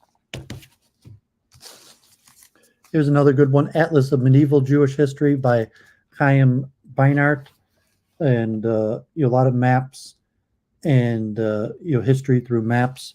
So I mentioned the Hasidism book that focuses on the rise of Hasidism and had a lot of new research on ethnographical studies, and it's actually hard to source a lot of the history for it. But so these were some of my favorite kind of books to read. Yeah, I stopped buying books. I used to buy books. Like if I looked on my Amazon, I was buying like 200 books a year just on Amazon. And I still went to other places, but just on Amazon, I was buying like 200 books a year. And when COVID-19 hit, I kind of stopped doing it because, I was reading books online or bootleg, and then my father's giving me books. So I really slowed down. I probably only bought like 20 books on Amazon each of the last few years, although I still read constantly. Like I sometimes read free stuff, like either older stuff out of patent or, God forbid, some bootleg stuff, or occasionally buy books on the internet. And then I started organizing my father's collection. He started giving me books. And then since COVID-19, I've declined, I became less involved in Judaism after the change in the downtown synagogue. So I've been studying it less. So I haven't really bought too many books on Judaism in the last few years. So I'm not sure the future, like if I'll continue to buy books or not. But for years I bought books. My father has tens of thousands of books, literally tens of thousands of books. I'm organizing my father's library, and my father's been giving me books. I'm selling them. Some of them I keep. My father doesn't have books on, just a handful on Judaism, but on science and a lot of the fiction stuff I'm selling and various stuff. But focus on my Jewish books now. I said most of these books I bought, Israel in New York, and then here in Detroit, I ordered a lot on Amazon. Said I was ordering about 200 books a year, and for a period, probably like half of those were on Judaism. So, like for a period of 5 years, especially when I was first active in the downtown synagogue before the new leadership, I probably was ordering and reading like 100 books on Judaism a year off of Amazon for like a few years. The Jews of Windsor, 1790 to 1990. So, Windsor is right next to Detroit. Also, how many books have I read more than once? A handful of them. So these history books, most of them I just read once, and a lot of them I just skimmed. When we get to some of the, like text, like some of the the famous, like the Talmud, famous rabbinic text. Some of those books I've read, even tens of times. Like I showed a few of the books I've read multiple times. So there's some books I studied really hard. I've read multiple times, but not too many of these Jewish history books. And thank God I get pretty good memory. So Jews of Windsor, right next to Detroit, is Windsor. Windsor has tens of thousands of Jews, a dwindling Jewish community. Like the Jewish community in Windsor is surviving, but barely. And here in Detroit, like sometimes you'll see Jews coming from Windsor. But here's a history on the Jews of Windsor.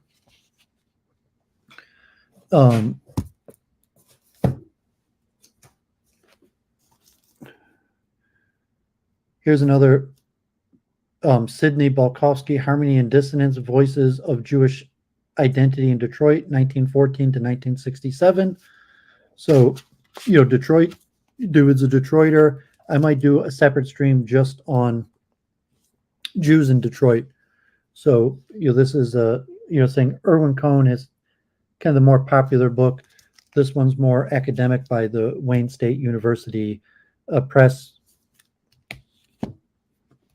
Here's Jonathan Sarnow, American Judaism. And so this one I got autographed. This was in 2005, 4/12/2005, to David with best wishes, Jonathan Sarnow. When he came to Stony Brook University, I was at Stony Brook, American Judaism. Sarnow is kind of like a definitive overview of American Jewish history. Got this one autographed by Jonathan Sarnow himself. Jewish stars in Texas, rabbis and their work. So mostly Reform rabbis, covering the first rabbis coming to Texas. So Texas was one of kind of like the coalfield Jews, where there were Jews before there were rabbis, and most of them were kind of like Reform, some of them Orthodox leanings, but none of them were that much practicing. But as more and more Jews came, they wanted a synagogue, or they bring in a rabbi for bar mitzvahs or the high holidays. And then as the communities became more successful, they brought in rabbis. And so it's an interesting history. Hollis Ava Wiener, Jewish Stars in Texas, Rabbis and Their Work. And this also interesting book, Stephen Silverman and Raphael Silver, The Catskills: A History That Changed America. Now the Catskills is almost all Orthodox, but so it's an interesting part of American Jewish history, where the Catskills became the place of Jewish hotels and Jewish vacations, like Dirty Dancing, and actually in Pennsylvania, like Camp Masad, where Alan Dershowitz and so Duvid was at Camp Masad, although now it's Bobov. So the old Camp Masad, where Alan Dershowitz and Noam Chomsky went, eventually closed down and was taken over by Bobov. And Duvid, spent a few Shabboses at Camp Masad, which is now Bobov. But that's actually in Pennsylvania, not like an hour from the Catskills.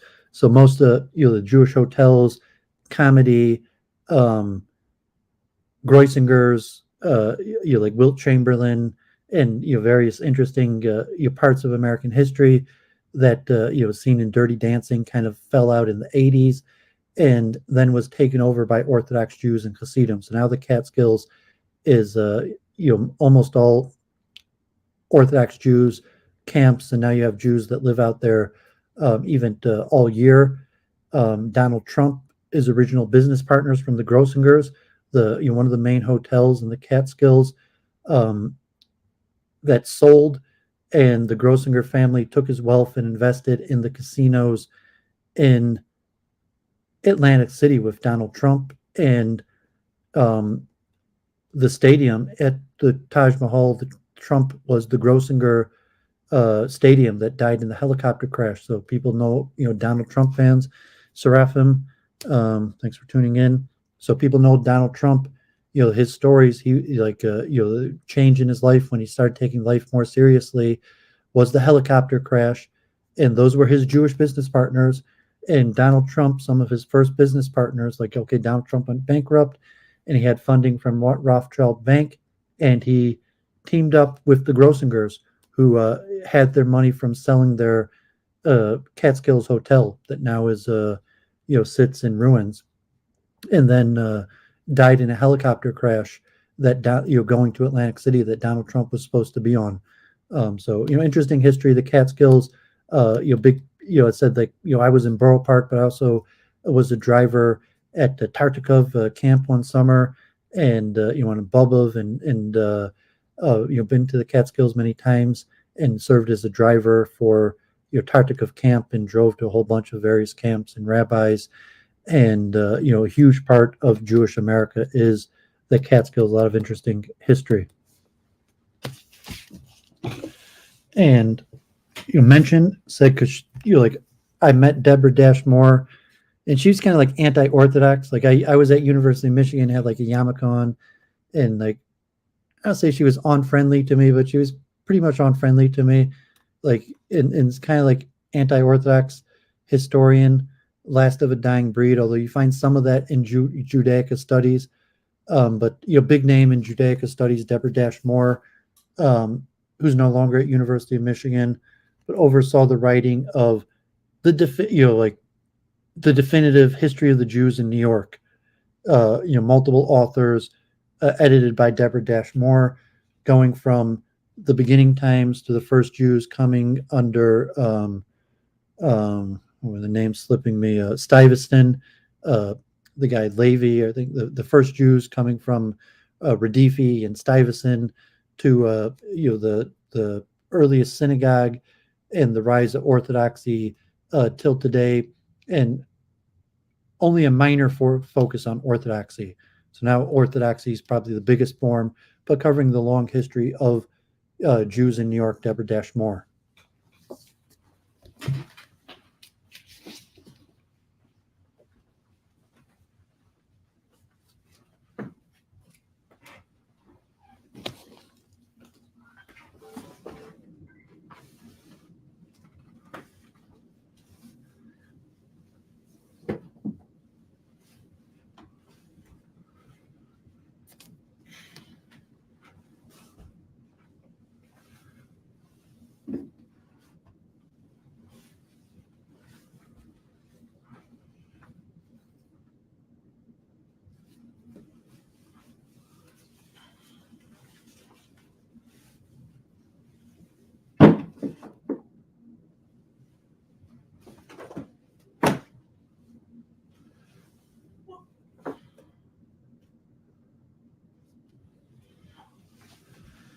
Okay.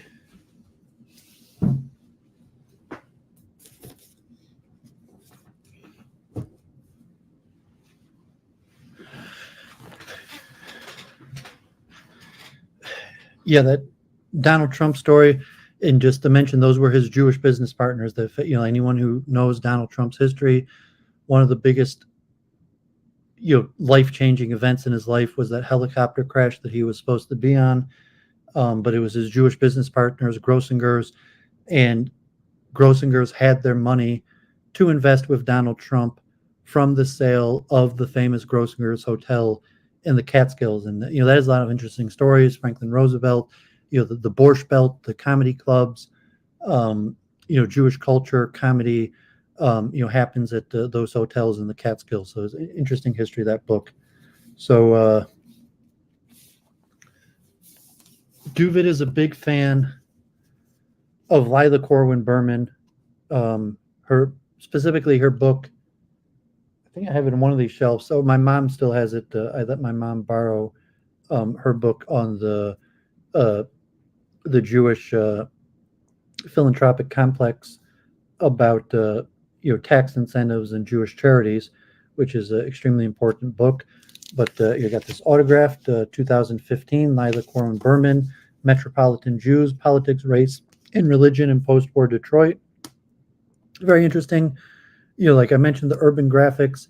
A lot of people don't really understand urban policy and the relation between Jewish migration, Jews and blacks, even white flight, Jewish flight, how Jews got into the suburbs, what happened to Jewish communities, and the kind of return to the suburbs, the attempted return to urban areas where Jews once lived from the suburbs. So Dude was a fan of Lila Corwin Berman, who was at University of Michigan, has written a few books, The Jewish Philanthropic Complex. Definitely, I almost could have included that one in the books that changed my life, but not quite. But that one's really interesting on the nature of tax law and Jewish charities in American Jewish life. So Metropolitan Jews, interesting history, especially if you're a Detroiter, and just the history of urban politics, a lot of racial relations, and things like white flight, and also the actual record. Like Jews like to paint ourselves in a picture of kind of being crusaders for civil rights and the breakdown of black Jewish relations, when in reality is that there were some Jews who were involved in civil rights, but the Jewish community was divided and racism was rampant in the Jewish community. That many Jews simply left Detroit because they didn't want to live together with blacks. And in terms of um, unfriendly to black housing practices. They were widely debated within the Jewish community. So there were some Jews that worked together with the blacks in civil rights. There was by no means, even say the majority of the Jewish community, um, basically picked up and left and fled to the suburbs, and even fought integration with blacks. So kind of an interesting, well-researched history. Here's an interesting book, The Jews of Andhra Pradesh. So most people don't hold the Jews of Andhra Pradesh. So happy Hanukkah, Kenneth. Thanks for tuning in. Most Jews don't hold the Jews of Andhra Pradesh is actually Jewish. They have some sort of Christian origin. So there's different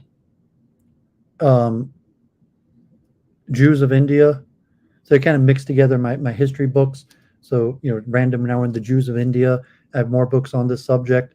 But, there's a section, like a state province of India called Andhra Pradesh that has a Jewish community, although a lot of them think that they're kind of like Christian missionaries that, like we'll call them Israelites, and their status for migration to Israel is disputed. Israel has, doesn't really accept these Jews as being Jewish, but, the history and the relationship to caste and politics, and we'll see more books on Jews of India, but, important part of history. Jews in the South, edited. So, I showed the Jews of Texas. So, this is Louisiana State Press. So if John, you're still there, this is Louisiana State Press, edited by Leonard Dinerstein and Mariel Day Pelson. Jews in the South. In the talking about the long history in the Confederate, the first Jacob Henry's speech in 1809, Jews in Florida, the Dreyfus Affair. So Jews in the South by Louisiana State Press.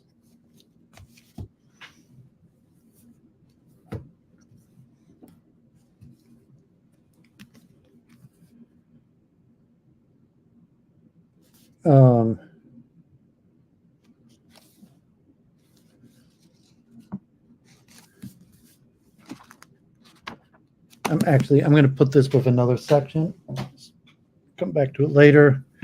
The Sacred Calling, 4 decades of women in the rabbinate. So a history of female rabbis. Published by Sikar. So, important book on, the rise of female rabbis from, possibly the first ones in Europe till today, the official ordination within the Reform movement and the conservative movement. A lot of chapters by different people. 750-page book. I think this was a pretty popular book among, liberal Reform rabbis. The Sacred Calling, 4 decades of women in the rabbinate.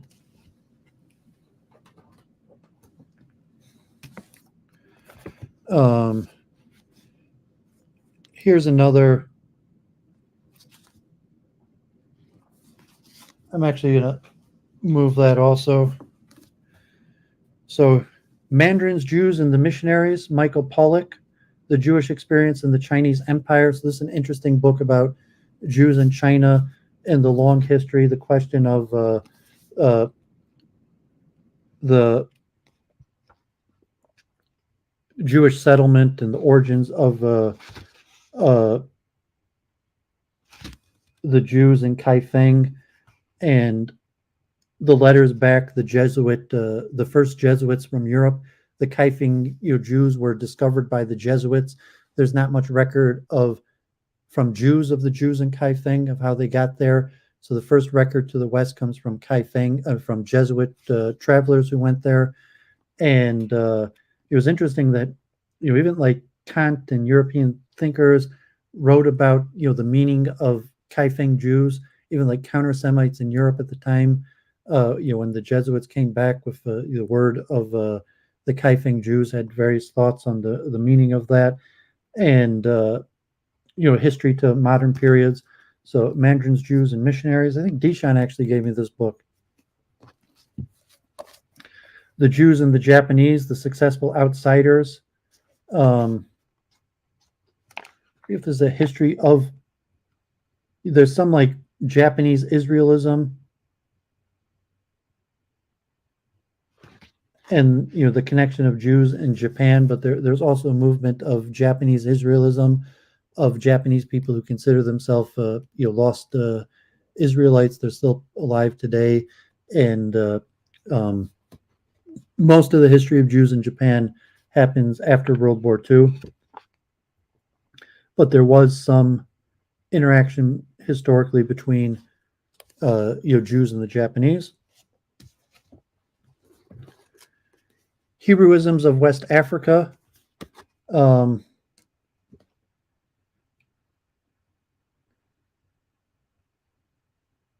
think I'm actually going to move this also to my black section. I think this is written by Black Israelites, this book, and we'll talk about various African tribes and the possibility of, I'm going to move this to my African section, and interesting. So here's the French Enlightenment and the Jews, the origins. Okay, I'm actually going to move this one also. So sorry, looking at these books, they're kind of random, so I'm going to put them on different shelves to more topical. So the quest for the 10 lost tribes of Israel to the ends of the earth, which is just kind of worldwide Judaism and lost, different places that have long Jewish communities like Kush, the Caucasus, Afghanistan.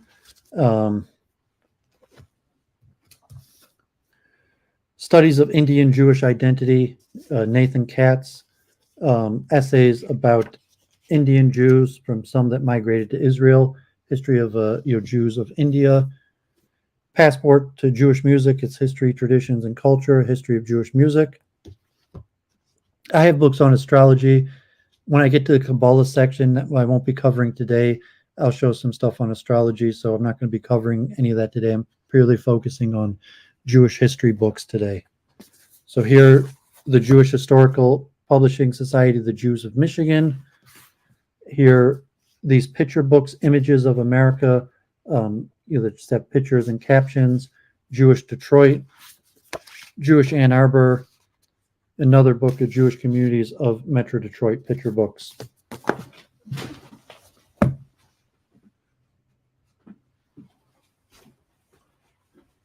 Yep. So I might have Deshaun back, and we'll do my African books that include what called Black Israelites. This one's actually a counter-Semitic book. This one's also like on anti-Semitism, the history of anti-Semitism, and this is more Jewish law specific to men and women together in prayer services, but I'll cover that later.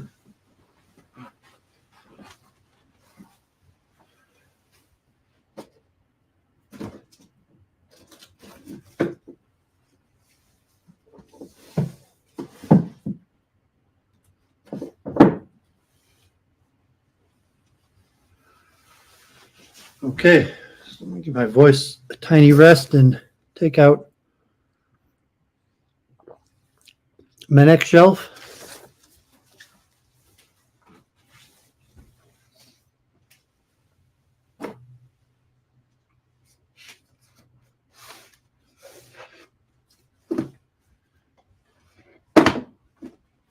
So I tried, these books are kind of closer to Orthodox Judaism, not Hasidism.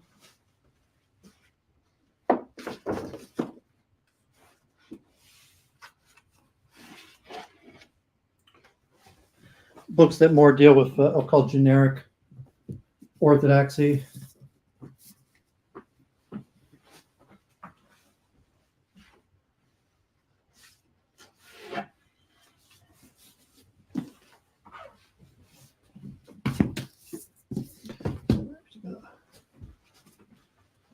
Wipe down the dust while I do this, God forbid collected a lot of dust on these shelves. I haven't, been a few years. Just gotta dust in these as I do it. Okay.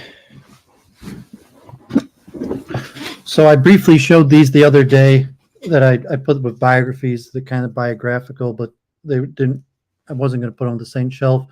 So here's Orthodoxy Awakens, the Belkin era of Yeshiva University, which isn't even really a biography of Belkin, although it includes it. More about the founding of Yeshiva University. They brought in Rabbi Soloveitchik, but it was the creation of Yeshiva University under its first president, Belkin.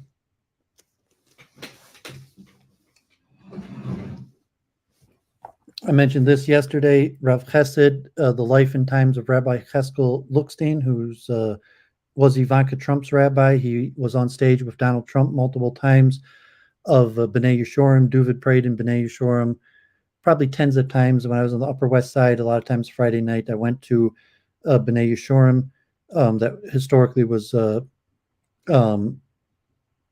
by the Lucksteins for a few generations, and he was head of really a conservative Jewish school on the Upper East Side. But these days most famous for presiding over the conversion of Ivanka Trump and participating at events with President Trump. I mentioned Mark Shapiro. This was the lives and work of Rabbi Yechiel Yaakov Weinberger. Well, actually, I will put this with the biographies.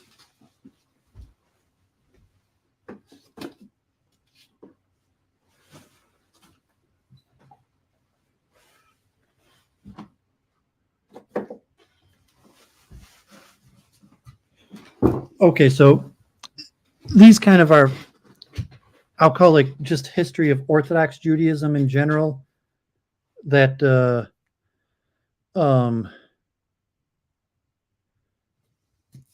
so Duvid was in Mir Yeshiva, for that was a town in Poland that where the yeshiva was, that was resettled. And I mentioned Nosson C. Finkel, that was the head of Mir Yeshiva when I was there in his class of blessed memory. But this is the general story of from Lublin to Shanghai, the miraculous exile of yeshivas, Chachmei Lublin. So Mir Yeshiva was not the only one that was in Shanghai, and there was the Japanese diplomat who he wrote visas to save countless Jews. But the Lublin Yeshiva was also in Shanghai in their travels through Russia and World War II to Japan and then Shanghai.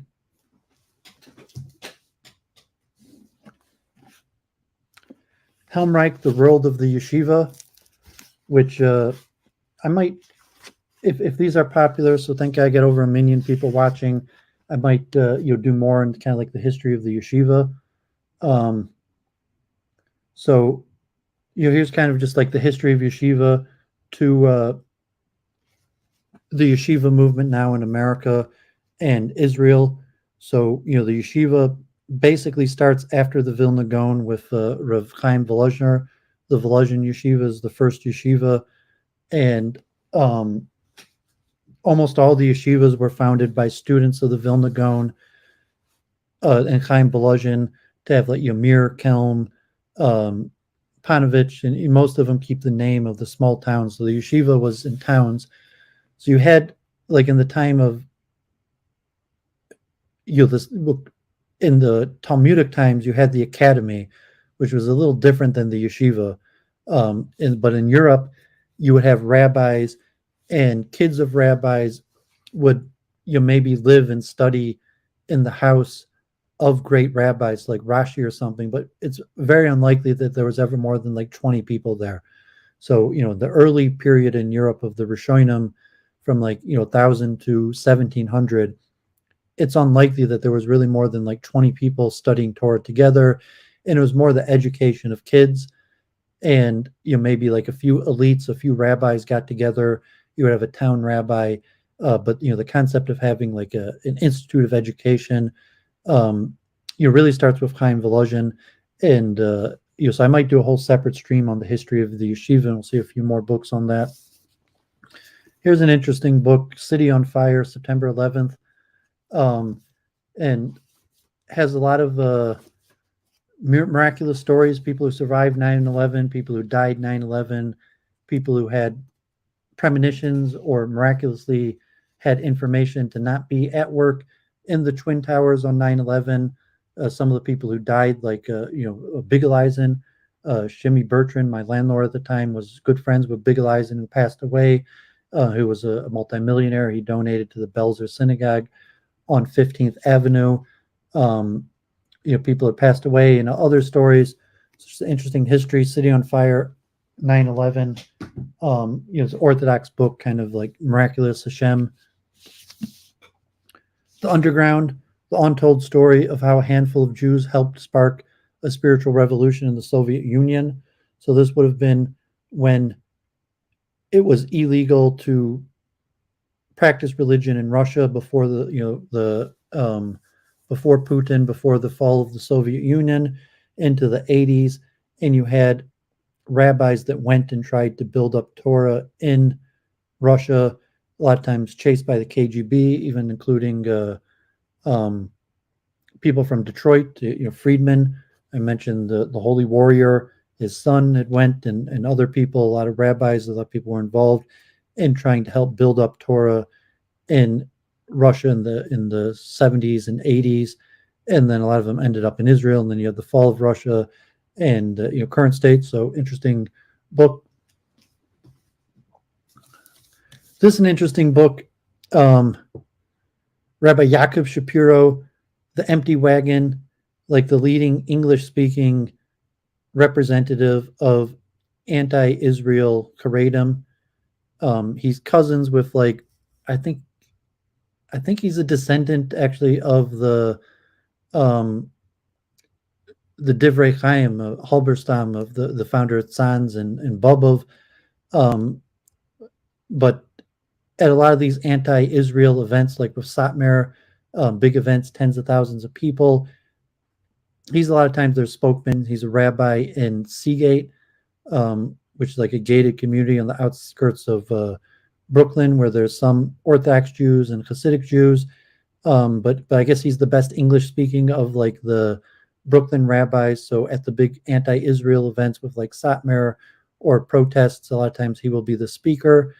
And he wrote this huge book, The Empty Wagon: Zionist Journey from Identity Crisis to Identity Theft, which has a huge history of Orthodox Jewish anti-Zionism, of Zionists. A lot of the Zionists were Orthodox, became former Orthodox, became Zionist, criticisms of Zionism. Huge book, like 1,200-page book. It wasn't that expensive, actually very interesting. A lot of interesting stories. The Empty Wagon, Yaakov Shapiro. I was in some Twitter group with him. Not even that friendly of a person, God forbid, but very strong in his criticism of Zionism. And a lot of times these huge rabbi rallies, that the event at Brooklyn Nets Stadium that had tens of thousands of people, he was like the only speaker in English.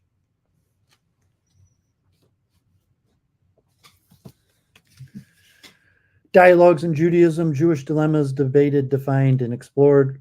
Rabbi Berkowitz is an old Aronson book that has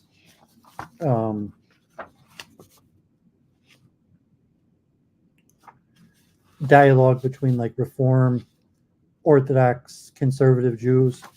Said the old Aronson publisher's book is kind of like an overview of attempts at dialogue between Reform, Orthodox, and conservative rabbis. Between Jewish Tradition and Modernity, Rethinking Old Oppositions, essays in honor of David Ellison. So I think the question of Jewish modernity and tradition, orthodoxy's grapples with modernity. It even has a chapter by Deborah Lipstadt on the legacy of Deborah Friedman. Zionism, kind of like the interplay inner Jewish struggles between Orthodoxy and American Jewry. It's actually a pretty interesting book. It's probably like 10 years ago I read this.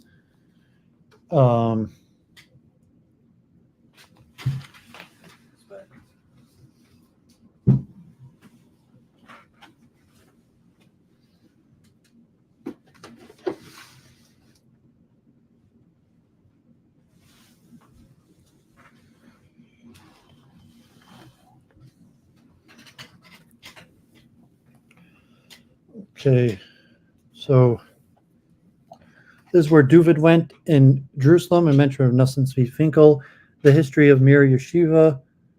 I think this was actually,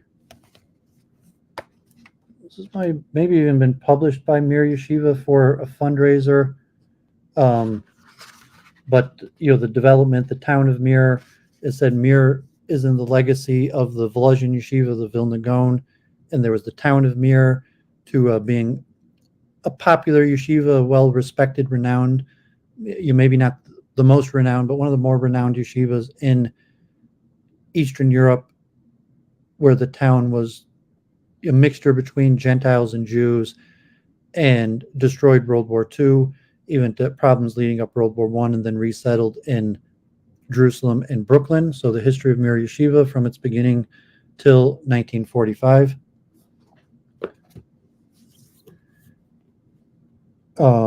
Dr. Leston Ekman. History of Yeshivas in Lithuania and White Russia from their beginnings until 1945. There's another one by Lester Ekman, which is a history of yeshivas in general, not just Mir Yeshiva. And it said I might do a whole separate stream on the history of yeshiva. And you were talking about Volozhin, Slobodka, Telz, Navornik, Slonim, Grodno, Kamenetz, Kelm, Branovich. A lot of the yeshivas today kept the names, and they were names of towns in Europe. And so this is a pretty good book, and I might do a whole separate stream on the history of yeshivas. Building Orthodox Judaism in America, the life and legacy of Harold Jacobs, who I'm not sure if he was a lawyer or just a community activist that was very integral in helping set up Judaism in America. Assistant to rabbis who was involved with Yeshiva University in Crown Heights.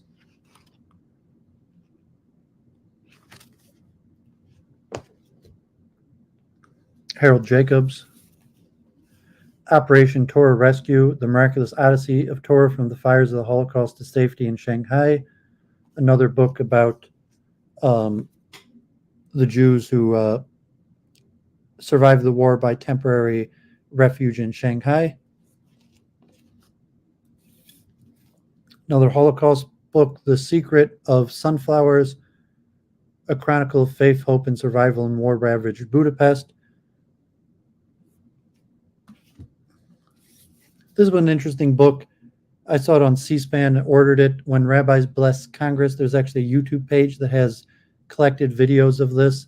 Great American story of Jewish prayers on Capitol Hill. And Rabbi Bergstein from Metro Detroit, I have on my YouTube channel. I might go to his Hanukkah event. He's been in front of Congress, Rabbi Balcony, in Congress multiple times. But, the origins of the blessing, mostly Christian, but the origins of the blessing before congressional sections and history, and a lot of the speeches of all of the rabbis who have performed the blessing in front of Congress. Another interesting book, Yeshiva University, I think, Proclaim Liberty Throughout the Land, the Hebrew Bible in the United States, a source book, I think, published by Yeshiva University. So just going through American history and all the places where famous founding fathers of America quote the books of Moses, for the importance of the establishment of America, proclaim liberty throughout the land. Here, Daniel Hartman of the Hartman Institute, one of the bigger think tanks in Israel. The Boundaries of Judaism, Daniel Hartman, and also kind of like the struggles between orthodoxy and secularism and tolerance, and a few books on this here. Why Open Orthodoxy is not orthodoxy. Rabbi Mark Shapiro, Open Orthodoxy here in Metro Detroit. Have the event at Temple Bethel tonight on anti-Semitism, with the JCRC, AJC, headed now by Open Orthodox Rabbi.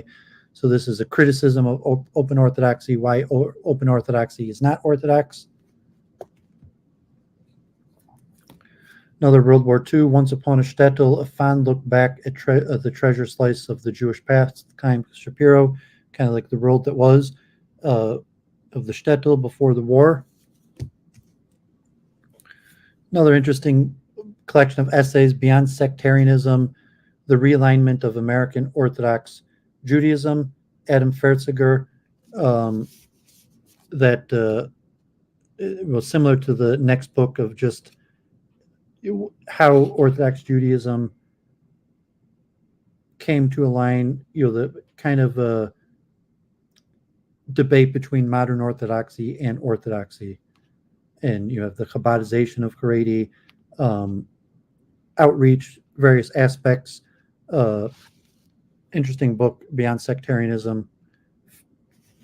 And another Samuel Heilman book, Sliding to the Right, The Contest for the Future of American Jewish Orthodoxy, where it's contention that orthodoxies move further and further to the right in terms of like Trump and political, where being actually Republican, but also being more Orthodox, that more strict in adherence to Jewish law. So let me keep on going. I might be losing energy. I've only covered about half the books I wanted to cover.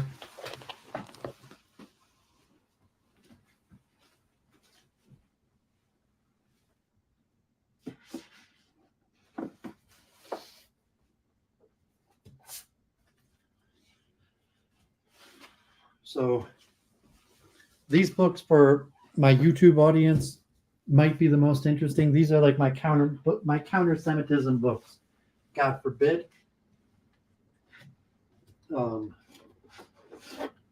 So these are books on Judaism by counter-Semites, and then collected together with books on anti-Semitism.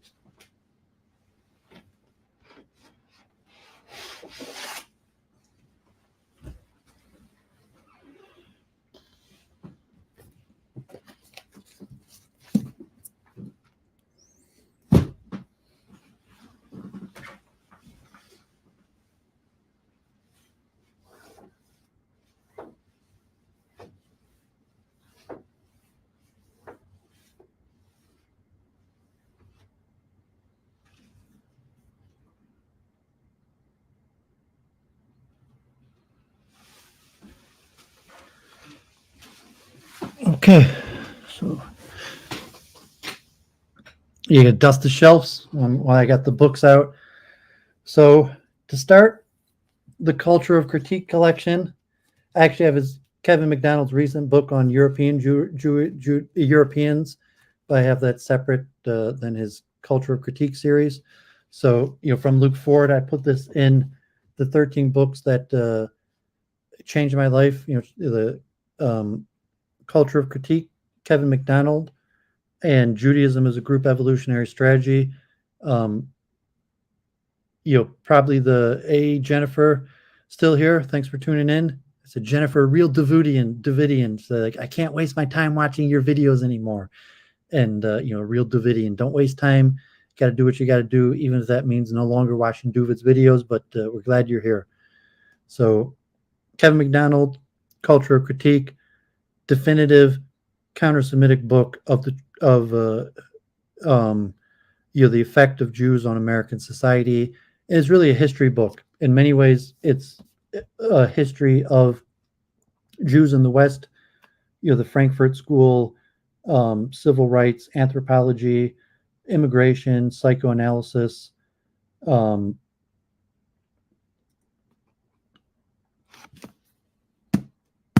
so I have the whole collection. So, the first one that he started, A People That Shall Dwell Alone, Judaism as a Group Evolutionary Strategy. And honestly, these are really good books. Like Kevin McDonald did a lot of research, and I don't even consider him a counter. I mean, he's a counter-Semite because he's opposing the influence that he thinks that that Jews as a group are having in America and the West. But as a historian, I'm not even sure a lot of Orthodox rabbis would disagree with him. Honestly, like his role, his understanding of anti-Semitism. So this is his first book where he dissects Judaism from Torah and ancient history, and kind of devises what he will call the Jewish group evolutionary strategies, the elements of how Jews function in Gentile societies based on our long history. And, like, I'm actually a fan of these. I'd reached out to Kevin McDonald to speak with him, and he's like, said he wasn't really having any success or benefit from talking to Jews, although I've kind of defended his theories, although obviously I'm a Philo-Semite, but he does a lot of really good historical analysis, big scholarship. Jim, if you know him, like, tell him Duvid's a fan of his works. Like, I like the Jews, even things like Immigration or his later books, but like, props to his scholarship from a scholar of Jewish history, and to put it in this concept that, if I hadn't read Kevin McDonald, I'm not a biologist, but putting it as a group evolutionary strategy, and like Luke Ford, didn't like, I don't believe in evolution, but I do believe in group strategies. Kevin McDonald's saying the group strategy originates from evolution, which I don't think that's the origin of group strategies, but I do think Jews have a group strategy and function as a group. And I guess Richard Spencer and Edward Dutton have written the book on the Islamic Muslim group strategy. I've talked about Hinduism as a group strategy. But yeah, I mean, the first book overlaying, the basis that eventually became cultural critique, and then separation and discontents towards an evolutionary theory of anti-Semitism. Also a very important book on understanding anti-Semitism. Saying anti-Semitism is a response to the influence of Jews in Western society. That I'll show all the other books I have on anti-Semitism, but just looking at anti-Semitism as like a defense or response to Jewish influence is kind of natural group conflict, where there's conflict of interest, and what's in the interest of one group could be to the detriment of another group. And that's what, like, to Charles Moskowitz say, the cause of anti-Semitism is Jewish behavior. And if it could just be struggle for resource or various things, and generally, I accept that the cause largely of anti-Semitism is Jewish behavior, not necessarily the reaction or like defending people who do hate crimes or anything, but just saying that the reason why people have a negative feeling towards Jews is because of Jewish behavior, and could be called for or not, or the response, and looking at group conflict and group interests. So props to Kevin McDonald, enlightened my way of looking at Judaism and anti-Semitism. And we'll show here, like, I have a lot of Jewish books on anti-Semitism, and very rarely the Jews analyze anti-Semitism from the point of view of group conflict and group conflict of interest, or just group interest in general, to say, well, there's the Jewish groups have interest and push for the interest of Jews, and there's other groups, blacks, whites, Christians, Muslims, Hindus, Palestinians, and there's a conflict of interest. Like in terms of Israel, it could be obvious, and conflict of interest. But I mean, props to Kevin McDonald and his cultural critique series. Adam Green actually recommended this book to me, Aesop's Tears by Albert Linderman, that kind of puts in his perspective as the European Gentile as Esau, and the understanding of a history of anti-Semitism, also kind of from like the McDonaldian group conflict, and looking at possibly Europeans or the blue-eyed man in general as Esau, and the origins of anti-Semitism, and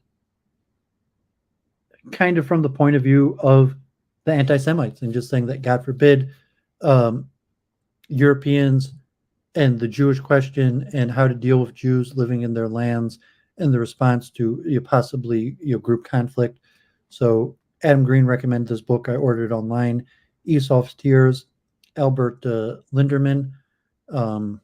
Interesting book, from the counter-Semitic perspective of group conflict from the European perspective. The Chosen People, Study of Jewish Intelligence and Achievement by Richard Lynn, forward by Richard Spencer. So I spoke to Dutton. He had worked together with Richard Lynn. And, I saw that recent, The Leather Apron, and the question of, Jewish intelligence and the studies. But, this is an overview, by kind of like a Philo counter-Semite. At the same time, like Richard Spencer, Richard Lynn are Philo-Semites and counter-Semites at the whole time, but a huge, well-researched overview of Jewish achievement, especially IQ, but in other fields across the board. So, The Jewish Revolutionary Spirit, E. Michael Jones. I bought this one just so I have.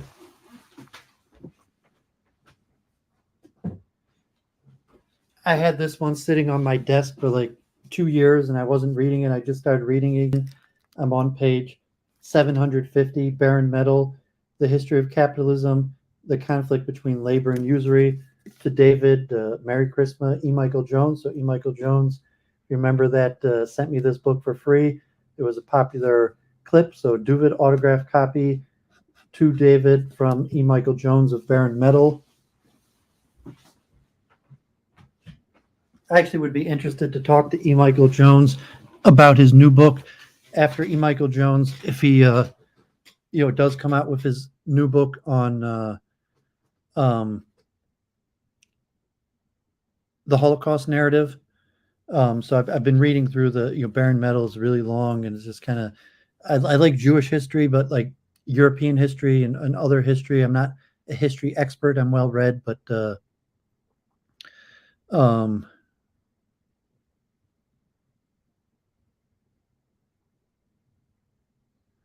I'm not sure. Ailey Camp asking about in the Rambam's guide about a Jewish woman returning after relations with a non-Jewish man. I mean, he has a Jewish child. Like that's Duvid's case. Duvid's a half Jew from my mother.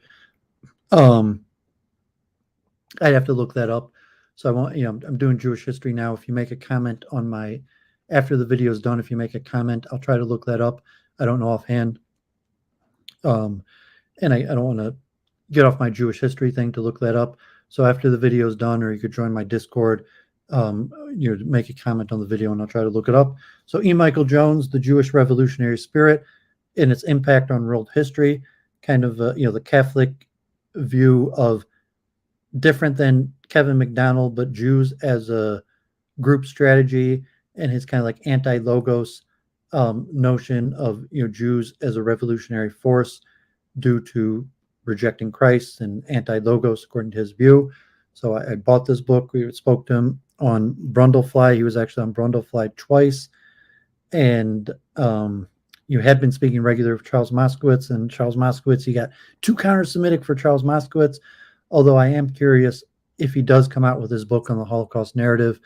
I would be interested to read that. It's probably too expensive, and I'd pay like $50 for E. Michael Jones' book on the Holocaust, but I would be interested to read that and even speak to him. We'll see when that's coming out. So E. Michael Jones, big name. He's now on Cozy TV, actually. So E. Michael Jones joined Cozy TV. So Jewish Revolutionary Spirit, one of probably the more popular recent books in counter-Semitism. I would say Kevin McDonald.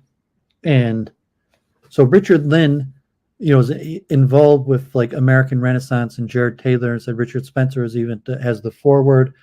But so the two probably biggest books on modern counter-Semitism, E. Michael Jones and the Jewish Revolutionary Spirit, and he does interviews. He's all over the place, small and big channels, even like Ben Thorpe and The Crucible, and he's still constantly all over the place. Charles Moskowitz, like he would probably talk with me. That's why I even wouldn't mind talking with E. Michael Jones maybe after he comes out with this next book on the Holocaust narrative.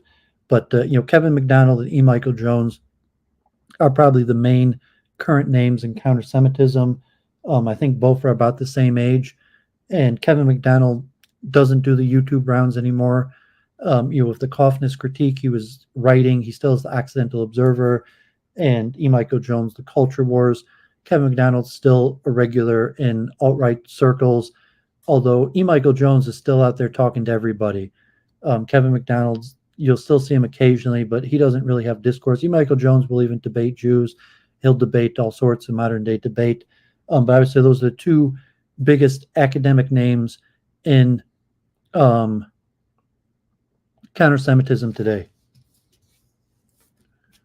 And, on an academic level, not like Kanye West or the GDL, but, saying people, and I'm saying like both Kevin McDonald and E. Michael Jones, I would say know more about Judaism than even a lot of Orthodox rabbis, huge scholars.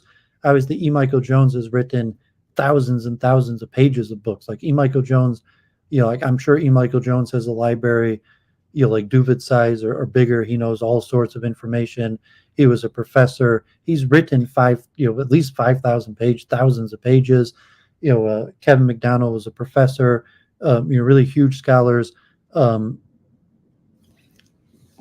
So this is actually a Jewish author, similar to the Lynn, The Golden Age of Jewish Achievement, the Compendium and Culture of a People and Their Stunning Performance, and just an overview of Jewish achievement in science, invention, education, military, economics, politics, sports, writing, performance, comedy, visual arts, Hollywood, radio, high tech, Fortune 500, finance, real estate, retail, jewelry, enterprise, social activists, unions, bad guys, philanthropy.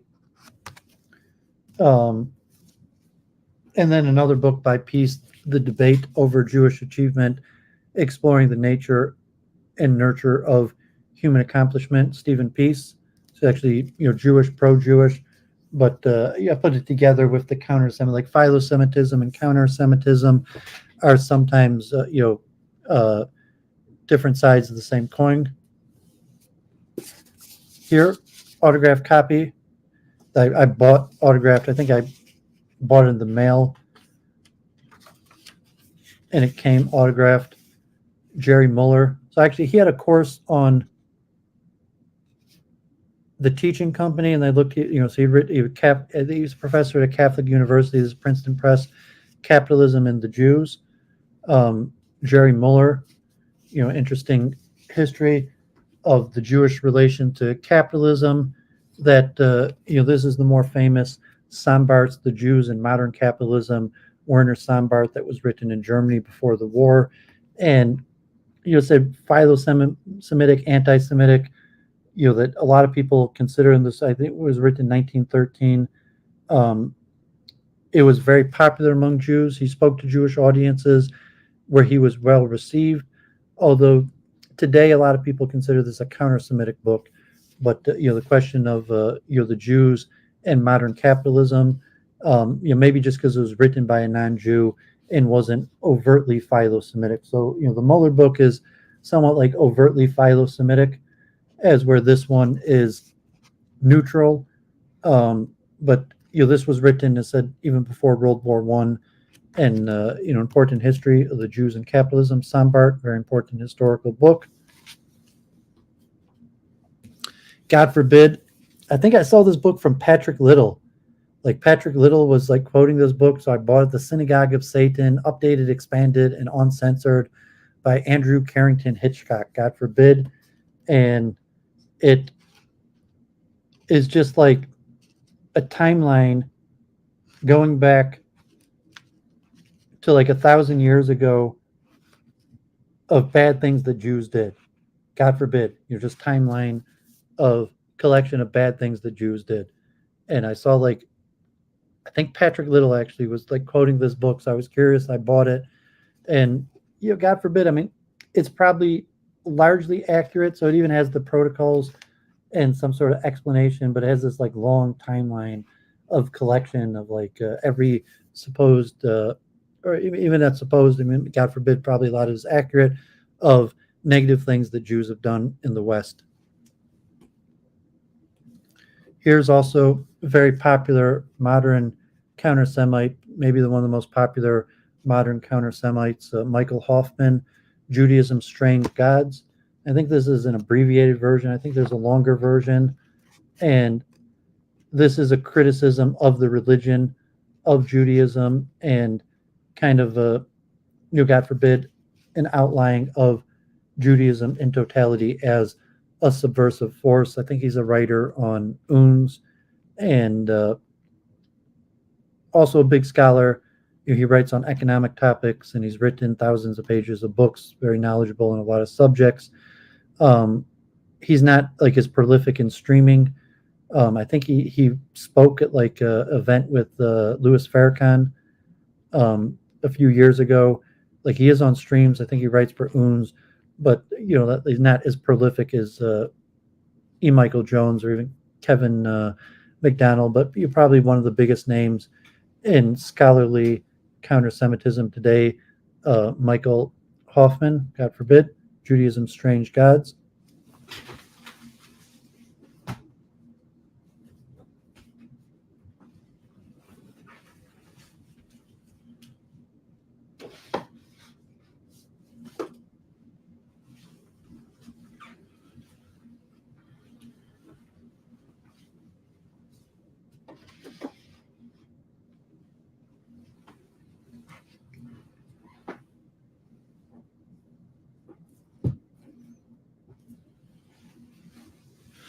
Okay, this book I had in the history section. I saw it was counter-Semitic. Israel's Secret Wars, A History of Israel's Intelligence Service, Ian Black and Benny Morris. So I think Benny Morris is actually Israeli, and it's somewhat Israel history. So maybe I should put this with my Israel section. So I'm actually going to put this with my Israel section, and it's more specifically, Israel and called like anti-Israel involvement of Israel in wars. And Benny Morris is actually a famous Israeli historian. I have other books of his, so I'm going to move that one more time. God forbid. Sorry about that. So on anti-Semitism, Jewish Voice for Peace, Solidarity, and the Struggle for Justice. So this was actually published in the last few years by the Jewish Voice for Peace. Duvid was a member of Jewish Voice for Peace in Detroit and Ann Arbor. I have some of their events on my YouTube page. And to me, I'm opposed to fighting anti-Semitism. God forbid, I believe in Jewish defense. I was involved even in Jewish defense organizations. Like I knew some of the heads of the JDL in Brooklyn. It was Shomrim, involved with the Shomrim here in Metro Detroit. I knew the Shomrim in New York. I believe in Jewish defense, but I'm opposed to attacking anti-Semitism. I think the fight against anti-Semitism is actually one of the biggest causes of anti-Semitism. So it bothered me, like the Jewish Voice for Peace got all caught up in fighting anti-Semitism, where they're kind of like, we support the Palestinians and civil rights for Palestinians, but at the same time we're fighting white supremacy. And even if not now, that I was never into fighting anti-Semitism. That wasn't my approach. And but I'll show I have a lot of books on anti-Semitism, and so this was Jewish Voice for Peace, recent book on fighting anti-Semitism, mostly about solidarity with Palestinians and kind of probably teaming up against the white man. A Convenient Hatred, The History of Anti-Semitism, Phyllis Goldstein. So these kind of Jewish academic books on the history of anti-Semitism. A lot of them starting with Christianity, or even pre Egyptian, Greek, Roman, long history of anti-Semitism. I did a whole stream on the Holocaust. Maybe I'll do a stream on the history of anti-Semitism also at some point. A lot of books on the subject. Here's another one. This man, his son was actually partners with my mother at the Hanneman Miller Schwartz and Cohn. I used to eat lunch with him in Detroit at Golders Green, the cafe at Wayne State. Used to talk with him quite a bit. Ernest Abel, The Roots of Anti-Semitism. Also, he takes more negative view towards Christianity, but the long view of anti-Semitism, the roots of anti-Semitism from various forces, from his point of view, comes mostly from Christianity. But this man, Ernest Abel, here in Metro Detroit, his son was a lawyer partner with my mother, and I used to eat lunch with him in Detroit. Actually, we spoke tens of hours. Interesting man. Another interesting book, German Question, Jewish Question, Revolutionary Anti-Semitism from Kant to Wagner. So specifically looking at German Jewish group strategy. Paul Lawrence Rose, academic, I think, Jewish book, but you're giving the long history of anti-Semitism, specifically in German understanding, and some of the bigger names like I think it actually has the Anti-Semitic League, but Kant and Hegel, Fichte, and various views of intellectuals on anti-Semitism. So Karl Marx, interesting book, German Question, Jewish Question. This was probably the first book I read. This isn't really on anti-Semitism. I actually went in Touro College. I was friends with Professor,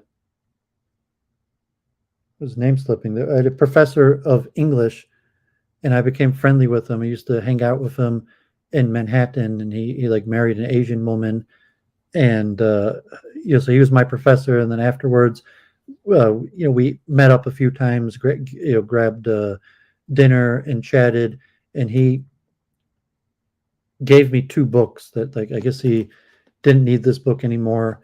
And interesting book, Jewish Self-Hatred, Anti-Semitism and the Hidden Language of the Jews.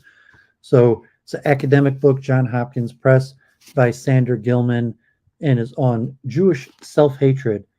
And you're just the kind of called Jewish anti-Semitism, the history of Jewish anti-Semitism. Interesting book, Gilman's Jewish Self-Hatred, Anti-Semitism and the Hidden Language of the Jews. Pretty interesting book. Maybe even Adam Green would find this interesting, with his kind of a synopsis that anti-Semitism kind of like benefits the Jews. So interesting book. Here's an academic book, Henry Ford's War on the Jews and the Legal Battle Against Hate Speech. So Henry Ford, there's different scholarship. Some of them, put him as like one of the worst anti-Semites. Some of them come in as kind of neutral, where he had a certain type of anti-Semitism. Maybe like Nicholas Fuentes. Like I put him, Nicholas Fuentes, I sometimes call the modern day Father Coughlin. But Henry Ford, I mentioned my civil engineering books, dealt with individual Jews. He liked Jews as individuals, but he felt that Judaism as a collective group strategy was negative, and he also believed that the protocols were true, but he thought the Jews were the victim. He thought there were global bankers that were mostly Jewish, and they used the Jewish people against themselves, and that Jews were the victim of it, and that that the Jews were going to take his side. So interesting things, academic book, Henry Ford's War on the Jews and the Legal Battle Against Hate Speech, and referring to, I think it was Aaron Shapiro in the court case eventually, that Henry Ford originally thought he was going to fight and win. Henry Ford thought he was going to defend the protocols in court and would win the case because he thought he could prove that they were true, and then eventually settles. And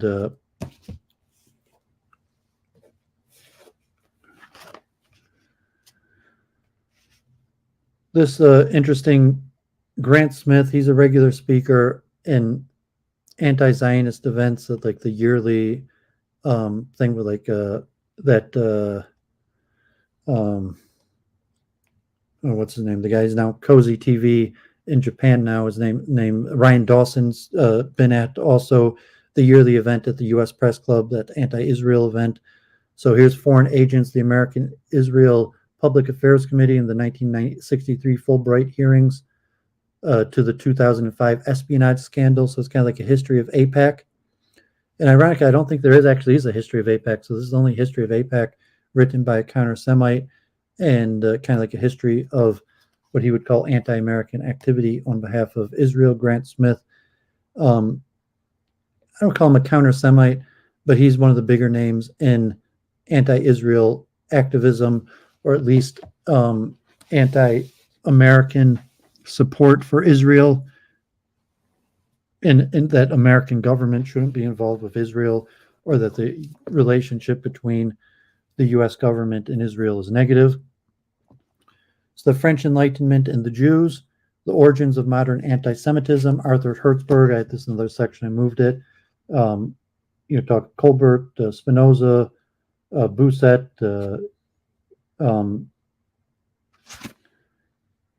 I forget the French encyclopedia. It's not in the Diderot, Holbach. So French Enlightenment, where Jews actually get emancipation and full citizenship, but the new type of anti-Semitism that came along with Enlightenment, specifically in French. So the French Enlightenment and the Jews, Arthur Hertzberg.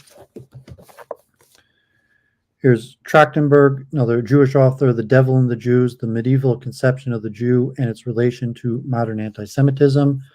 So kind of like a Christian history, or of relation to the understanding of the devil and the Jewish people. Here's also an interesting book on 165 temples desecrated, the inside story of anti-Semitism in America today. So this was an older book, Saul Carson, and so this is in the 1960s.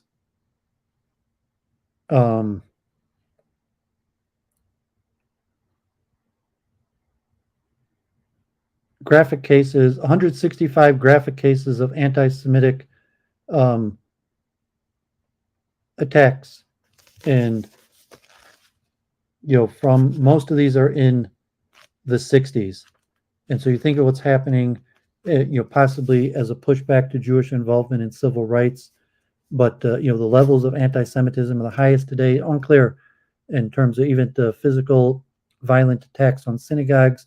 So this is an interesting book I found, recording attacks against synagogues in the 60s, and it says 165 occurrences of them.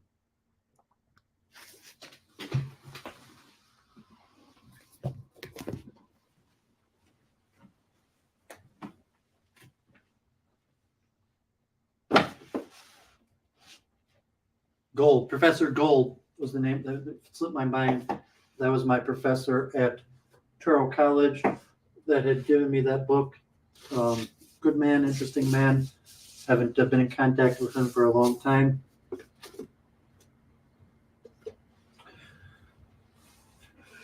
I'm going to do books now that I haven't read, just because I have them on the floor here. So all these books on my shelf are books that I've read. So I have books on my floor here that I haven't read yet.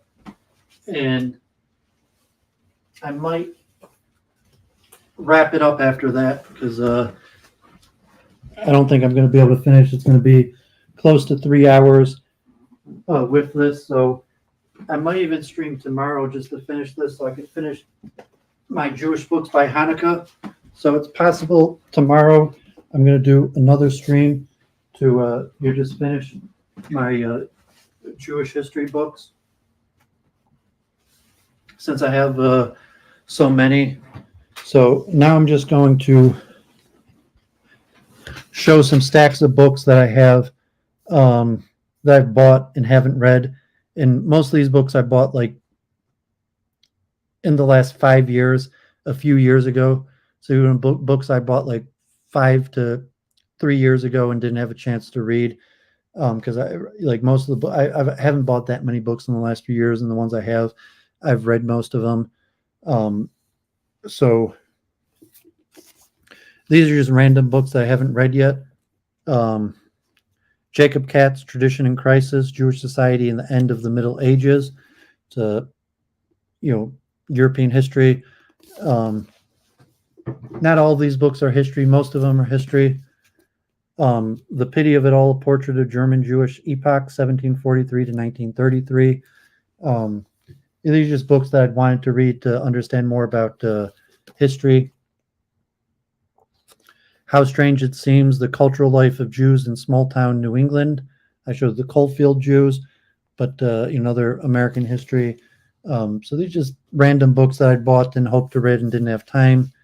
Here's the autobiography of Delicatessen, Katz's. So this is mostly pictures. I think this is all pictures.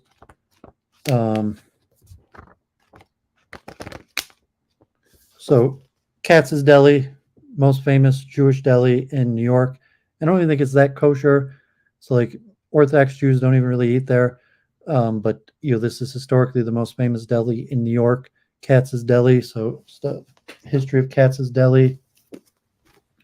Community of violence, persecution of minorities in the Middle Ages. David Nuremberg, one of the big names in anti-Semitism. Nuremberg, you can see him sometimes on Jewish Studies. I have more books of his. Passion, Vitality, and Foments the Dynamics of Second Temple Judaism. So Second Temple, older Jewish history, Second Temple Judaism. I read a lot of stuff. I'll show some of the books later. I'll probably do day 2 tomorrow. Maybe if I have time, I'm going to do tomorrow the rest of my Jewish history books. I'll probably wrap up after I finish these books that I haven't read. The Dead Sea Scrolls, What Have We Learned by Aline Schuller.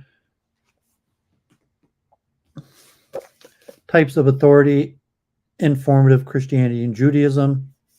More Second Temple Judaism and the authority structures. Interesting books. Here's Jewish Pirates of the Caribbean, How Generations of Swashbuckling Jews Carved Out an Empire in the New World and Their Quest for Treasures, Religious Freedom, and Revenge, Jewish Pirates. The Stains of Culture, an ethno-reading of Karaite Jewish women. It's random. Karaite Judaism. I know High T's not in the chat today, but I bought this book on Karaite women. Haven't had a chance to read it yet. Another Deborah Dash Moore book. I hadn't read this one yet. At Home in America, Second Generation New York Jews. The Golden Girls, Pursuing the American Jewish Dream in Miami and LA, Deborah Dash Moore. Another, I think I bought used, like the whole collection of Deborah Dash Moore books. The Golden Girls, Pursuing the American Jewish Dream in Miami and LA. Here's a History of Zionism, Walter LaCour, From the French Revolution to the Establishment of the State of Israel. Jewish Identity in the Suburban Frontier, a study of group survival in the open society. Another American interesting history of, I'd show that Deborah Dash Moore book on suburban Jews. Interesting topic. Here's Israel and Palestinian Voices, a dialogue with both sides, Kathy Sultan. Justice in the West Bank, the Israeli-Palestinian conflict goes to court. About legal cases, I think, in America or internationally or in Israel. So all books that I bought and hadn't had a chance to read yet, just to show them quickly.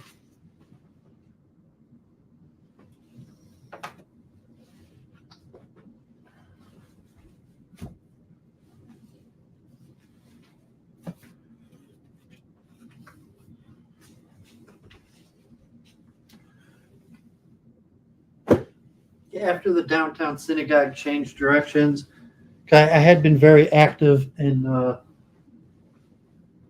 Judaism and promoting Judaism in Detroit And then they hired the rabbi. They went in a different direction, and I stopped being involved. And I started studying Judaism less. So, like, God forbid, um, I'd been very Orthodox, and then I got involved in promoting at the downtown synagogue. And originally, I wanted to like try to help the Orthodox minyan, and they didn't want that. And then they had a conservative minyan with women, and I helped with that. And then they hired like a reform rabbi, and they got rid of minyan completely, and the Torah stuff.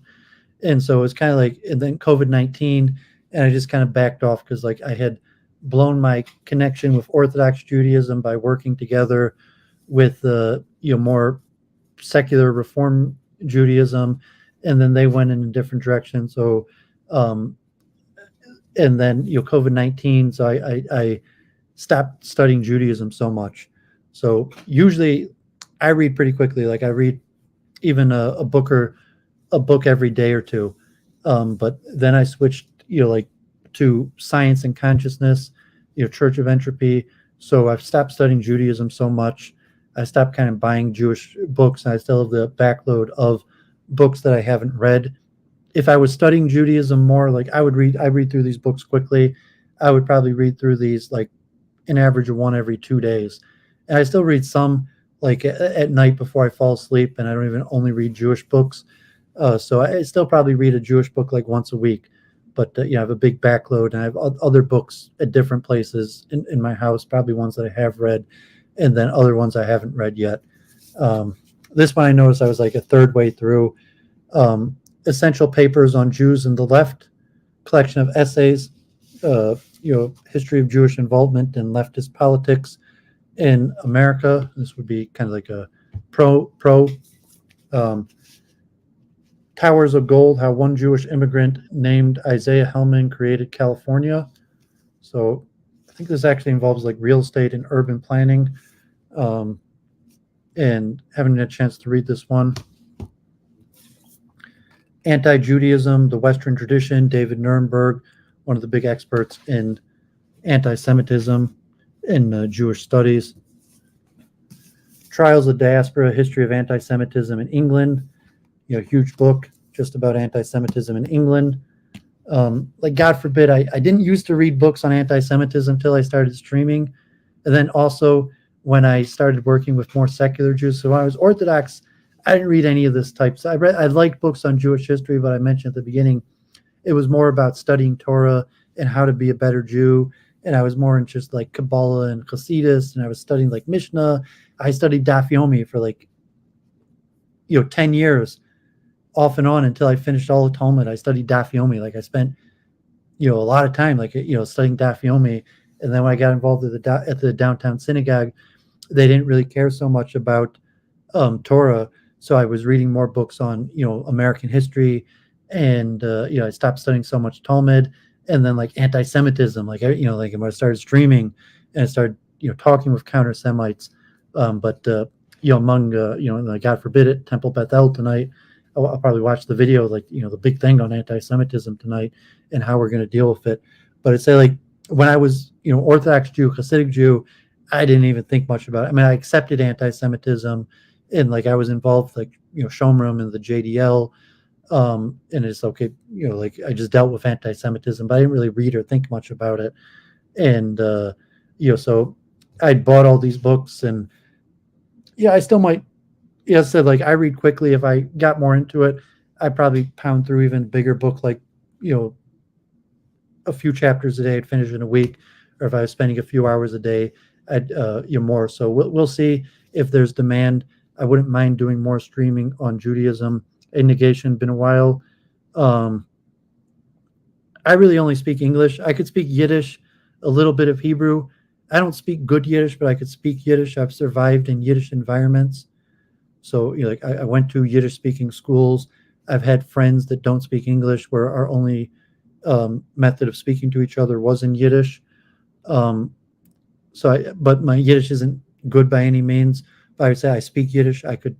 I mean, it's been a while, but I think like I think I could function in Yiddish community.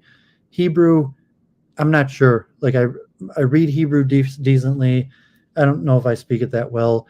And I know quite a bit of Sanskrit. I know hundreds of words of Sanskrit, a little German, Spanish, French, but nothing that I really speak. Like I could put something together. I'm going to do at some point my linguistics books. So I might even try tomorrow to finish my books on Jewish history, because I have so many books on Jewish history. I might even stream tomorrow part 2, and just so I can move on to other topics.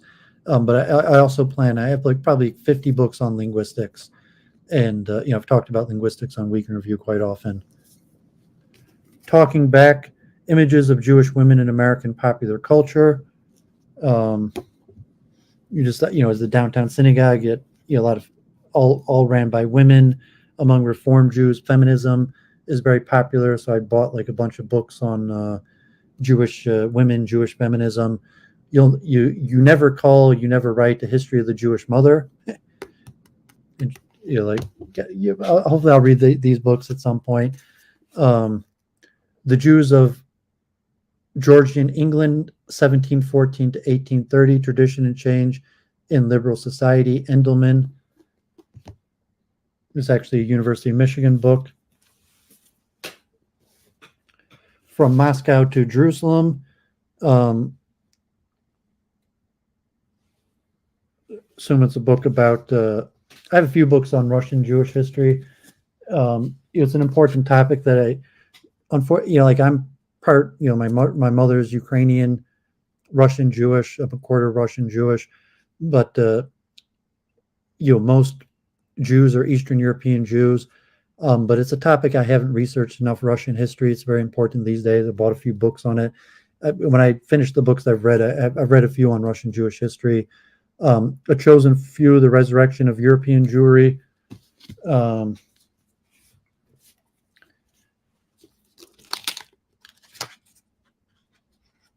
Here's Operation Exodus, the inside story of American Jews and the greatest rescue of our time, about Ethiopian Jews and the fundraising of the money for that in America, in Detroit.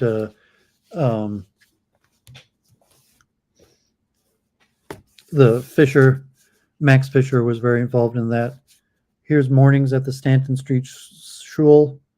I've been to the Stanton Street Shul on the Lower East Side, a summer in the Lower East Side. So I used to be friends on Facebook. I used like Cholinton involved. He used to be on the board of directors of the Stanton Street School at a bike shop. His name's slipping me. Old famous synagogue. I used to live right near it on the Lower East Side. Stanton Street Shul in Lower East Side of Manhattan.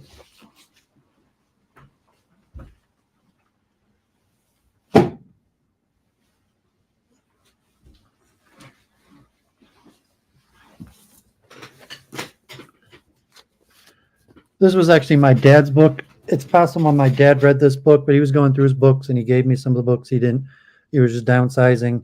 Kirk Douglas, Climbing the Mountain, autobiography, My Search for Meaning. And he was later involved with like Aish Torah in Israel in his later years. That my dad actually gave me that book in the last few months. Sarajevo, a Balkan Jewish notebook. I did interfaith with this Bosnian Serbian imam in Hamtramck, Arif. He's on my YouTube page, a few of the interfaiths. And so he was telling me about the history of the Jews there. So I bought a few books. I read a few, but here's another one. The Balkan Jewish Community, Yugoslavia, Bulgaria, Greece, and Turkey. Just generic books. For a period of time, I was spending all day constantly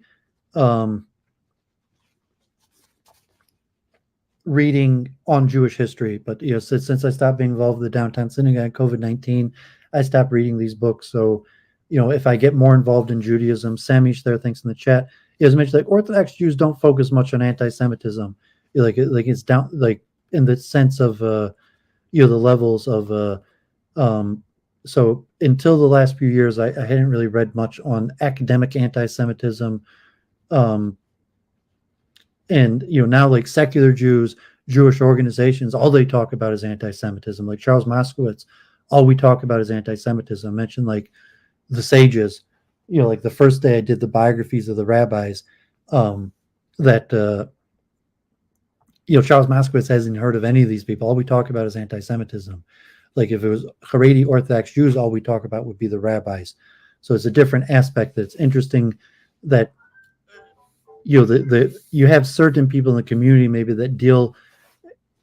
I don't even deal with anti-Semitism. So it's an interesting dynamic of the secular Judaism's obsession with anti-Semitism, as where more Orthodox Jews are less obsessed with anti-Semitism, even though they suffer more of the brunt of it.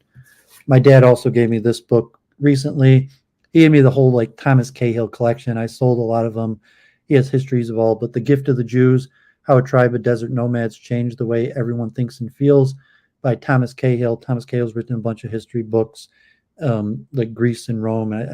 If I put those up for sale, some of them I still might have for sale, but I thought I'd keep the one on the Jews.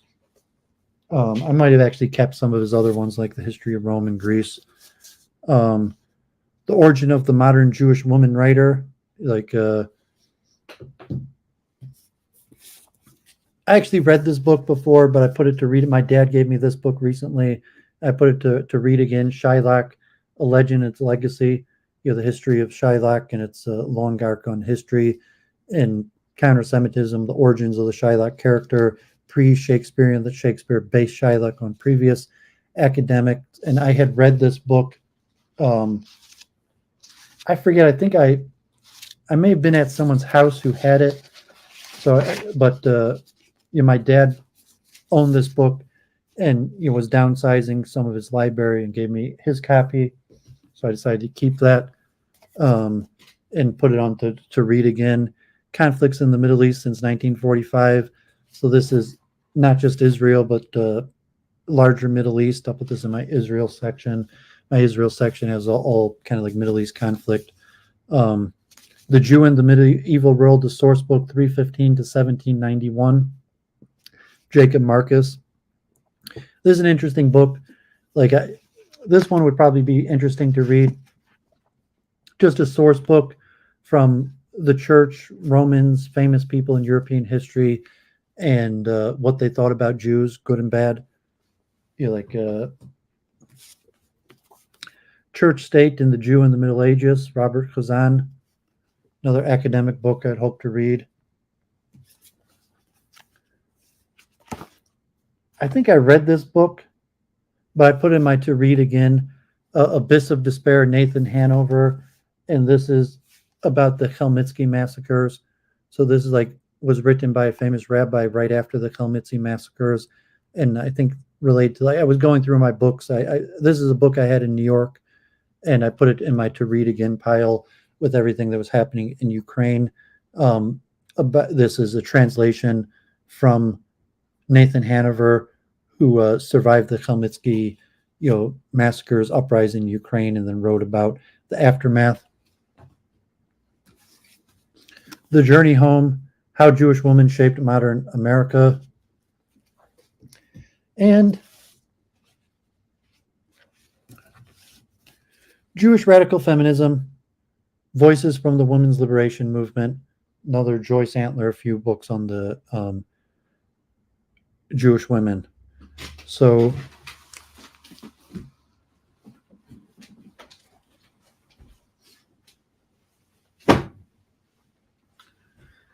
I guess I got 14 people watching, not much activity in the chat. So maybe I'll keep on going. So I have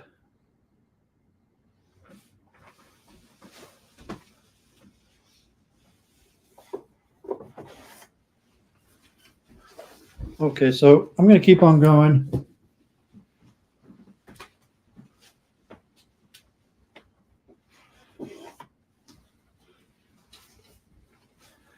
I still think I might divide it into two parts and try to finish tomorrow.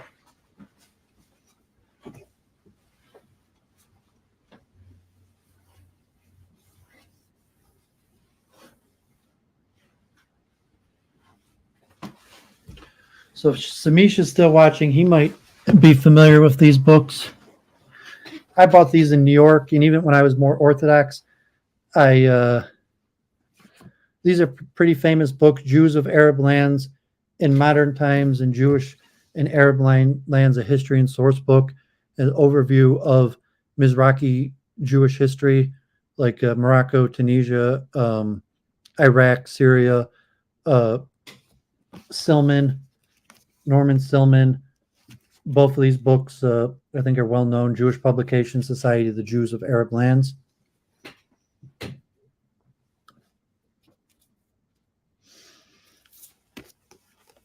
Here's the Jews of Poland, Lithuania in the 18th century, a genealogy of modernity. So this section has a lot of older European Jewish history, or older Jewish history. And, so Poland, Lithuania, and I mentioned, the Polish-Lithuanian Empire, Eastern Europe is where Judaism builds up. And, most Jews are European from the Polish-Lithuanian Empire. So you can just pound through these. I might come back later and try to talk more in a different series if these videos are well received. So Gender in Jewish History by this edited collection of essays from Indiana University Press.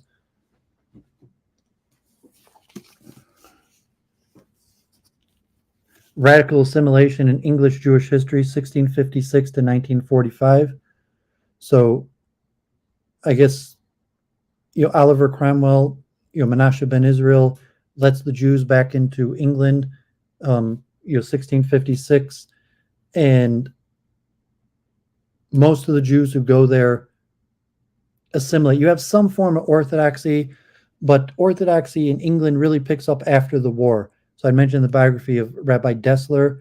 So there were minor forms of Orthodoxy, but would have been like in America, where you had Jews that were like traditional, kept kosher, went to synagogue and Sabbath, but there weren't Torah scholarship. There weren't any sages in England. And, like Benjamin Disraeli converts to Christianity. So interesting book, Todd Endelman, Radical Assimilation in English Jewish History. The Reform Movement in Judaism by David Phillipson. There's an old book, Forgotten Press, about the long history of Reform Judaism in Europe. So the first beginning, the Hamburg Temple, the Breslau Reform, that my grandfather, who had became a rabbi and came to America with the Workman Circle, had went to the Breslau Academy. So I bought this book to know a little about the history, and for a little bit, my grandfather, who had went to the Reform Academy in Breslau, Germany, that was destroyed during the war also. But older book on the history of Reform Judaism. Another one, History of the Jews in Russia and Poland from the earliest times until the present day. So this is Simon Dubois. I think there's 3 volumes. So you hear also if Simon Dubois, this is volume 1. I think there's 3 volumes. I think I have them all. So it's unclear how historically accurate these are. These are very well known of the history of the Jews in Russia and Poland from the earliest times until the present day. So I'm not sure, got it, which you're referring to. So Samish was familiar for those books. But yeah, I mean, these Dubnow books, are historically questioned. It's actually unclear the origins, just like Hasidism in Europe.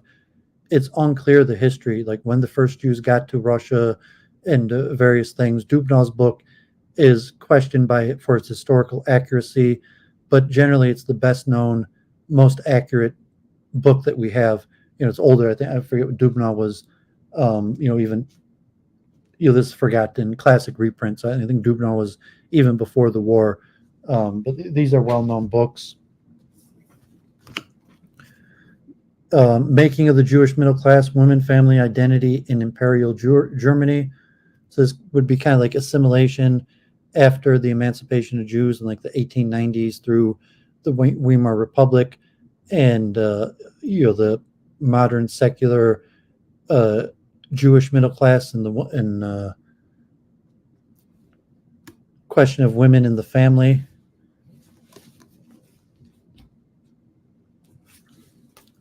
Jewish Philosophy in the Western Culture, a Modern Introduction by Seidler.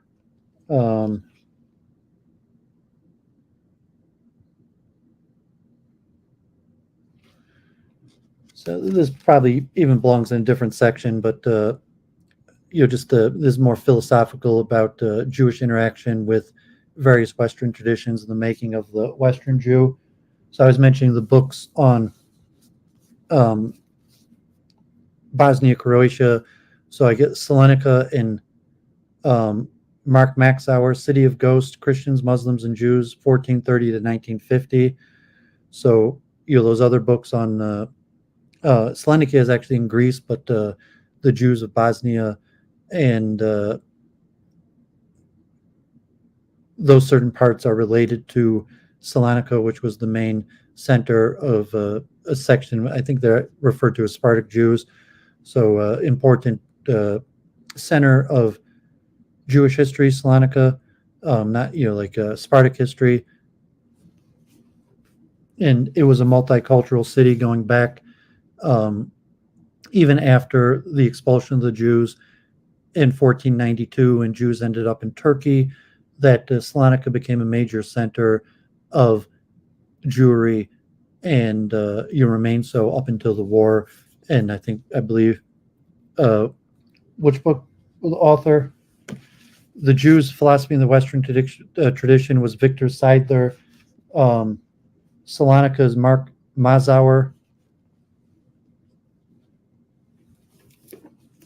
The Beginnings of Jewishness, Boundaries, Varieties, and Uncertainty by Shai Cohn.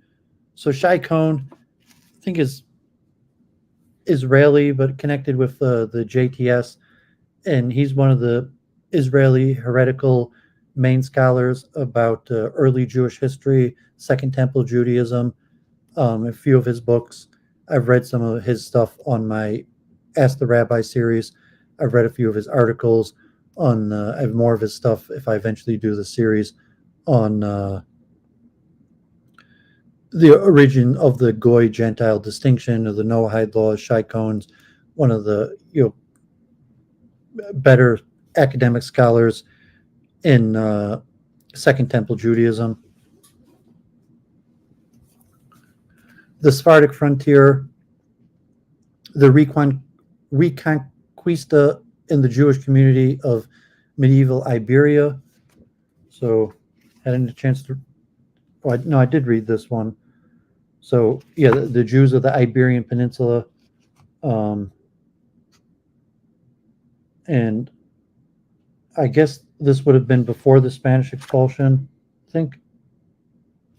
I remember a long time ago.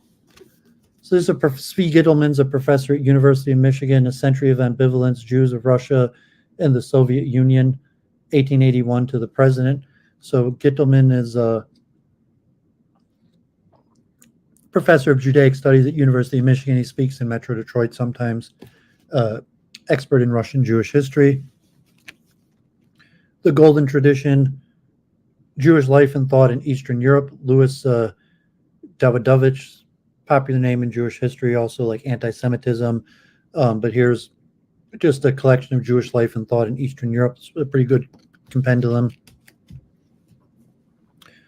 The Jewish Enlightenment, Shmuel Feiner. So I guess this one was translated, and about the Haskalah and the reaction of Orthodox Judaism, and so Enlightenment in Hebrew is the Haskalah, and it's the origins of Reform. So the Reform movement, but in the reaction, pushback from Orthodoxy. So this is actually a pretty interesting book. Michael Mayer, The Origins of the Modern Jew, Jewish Identity and European Culture in Germany, 1749 to 1824, before emancipation.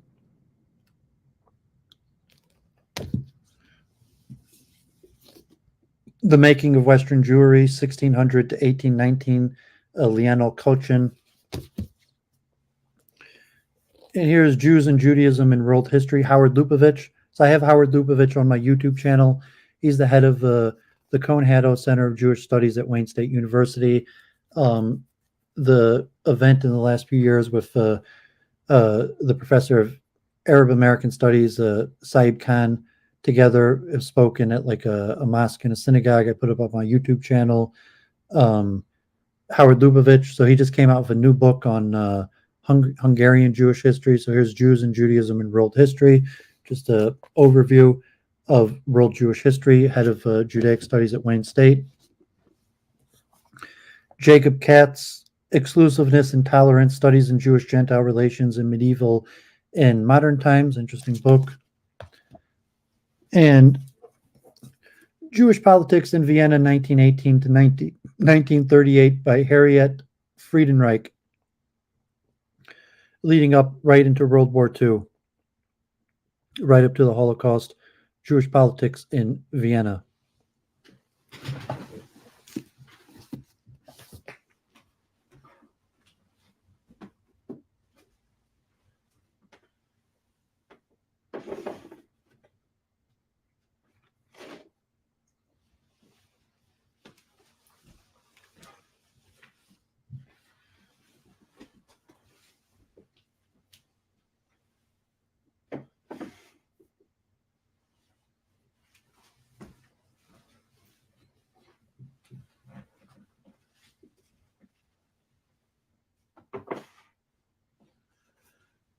Just show this kind of random. Matt Rothschild, got this autographed. Happy reading, Matt Rothschild. Dumbfounded, Big Money, Big Hair, Big Problems, or Why Having It All isn't for sissies. The autobiography of Matt Rothschild, descendant of the Rothschild dynasty, dwindling wealth in New York, conversion to Christianity. He came to Detroit. I bought his book, got an autograph. I didn't read this one.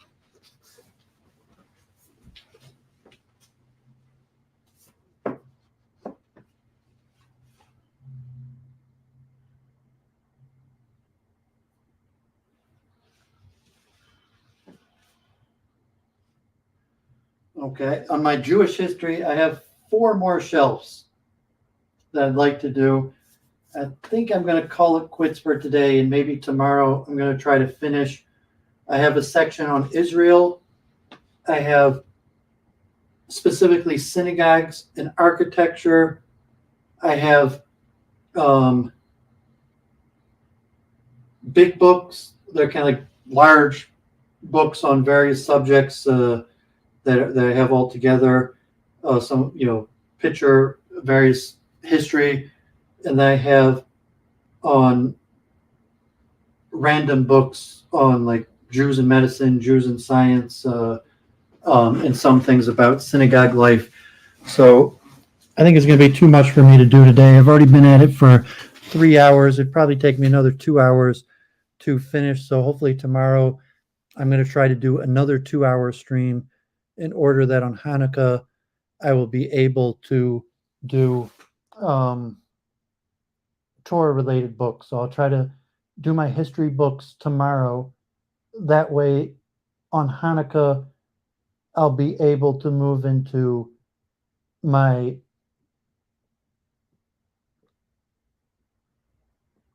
possibly Hasidus and Kabbalah, and then I also have like rabbinic books. So I'll see you on Hanukkah. So God willing, if I have the power and the strength of the time, I'm going to stream tomorrow on the rest of my Jewish history books. And so I appreciate people tuning in. Jim, Jennifer, Samish, Got It, Negation, who was ever here earlier, The Truth, John, Seraphim, Kenneth, DeWield, Glenn, Judas, IC3. So everyone tune in, appreciate it. Bob, thanks for being here. And whoever asked me that question about the Rambam, hey, Bob Paxton, haven't seen you for a while. I'm going to check your gardening videos. Another guy, EX. Um, if you had a question that I didn't answer, you could put in the comments, and like if it was unrelated, I'll have to try to look it up. If there's any last questions, so I think I'm going to try to do 2 streams a week. So I'm going to try to do a weekly stream on Judaism. So hopefully Hanukkah's coming. Maybe I'll do a live stream. I'm not sure if the rabbi from Southfield asked me to help out. I'll probably stream the Southfield menorah lighting. Maybe I'll go to Rabbi Bergstein again. And, they said he was in the rabbis who blessed Congress in Washington, D.C. in the last few years in a concert. So maybe I'll live stream those. Hopefully next Wednesday. I have to check if those are on Wednesday. If those aren't, so hopefully I'll do next week a Torah related. So I'm going to hope tomorrow to finish up my Jewish history books, and if I have the time. And so it's kind of like a memory technique because people ask me about it. So I'm just going over a lot of these books I haven't read for years. Some of them you could see like I hit a blank. I couldn't even remember that I read it. So a little also interesting like chunking theory and speed reading or memory, that a handful of these books I didn't even have any memory of reading them, although some of these books I remember quite well.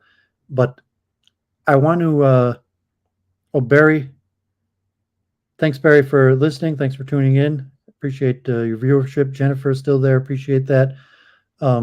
So if you have any suggestions, what I'm thinking of doing in relation to the Torah My Library, which has been useful for myself and kind of finding my narrative voice, is I'm going to do a few streams on a specific Jewish history topic. So they're here tomorrow. I'm going to try. Wesley, thanks for tuning in too. I'm going to try to finish up just all the books, another 4 shelves, hopefully be less than 2 hours or so. And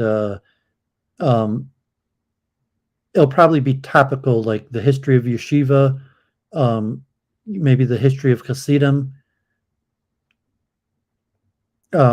maybe the history of anti-Semitism, a few various ideas that maybe I could keep it going as a weekly thing.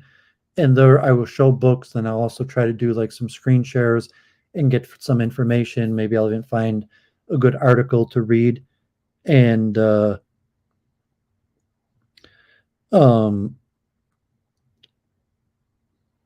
so if that's interesting, I'll keep that going.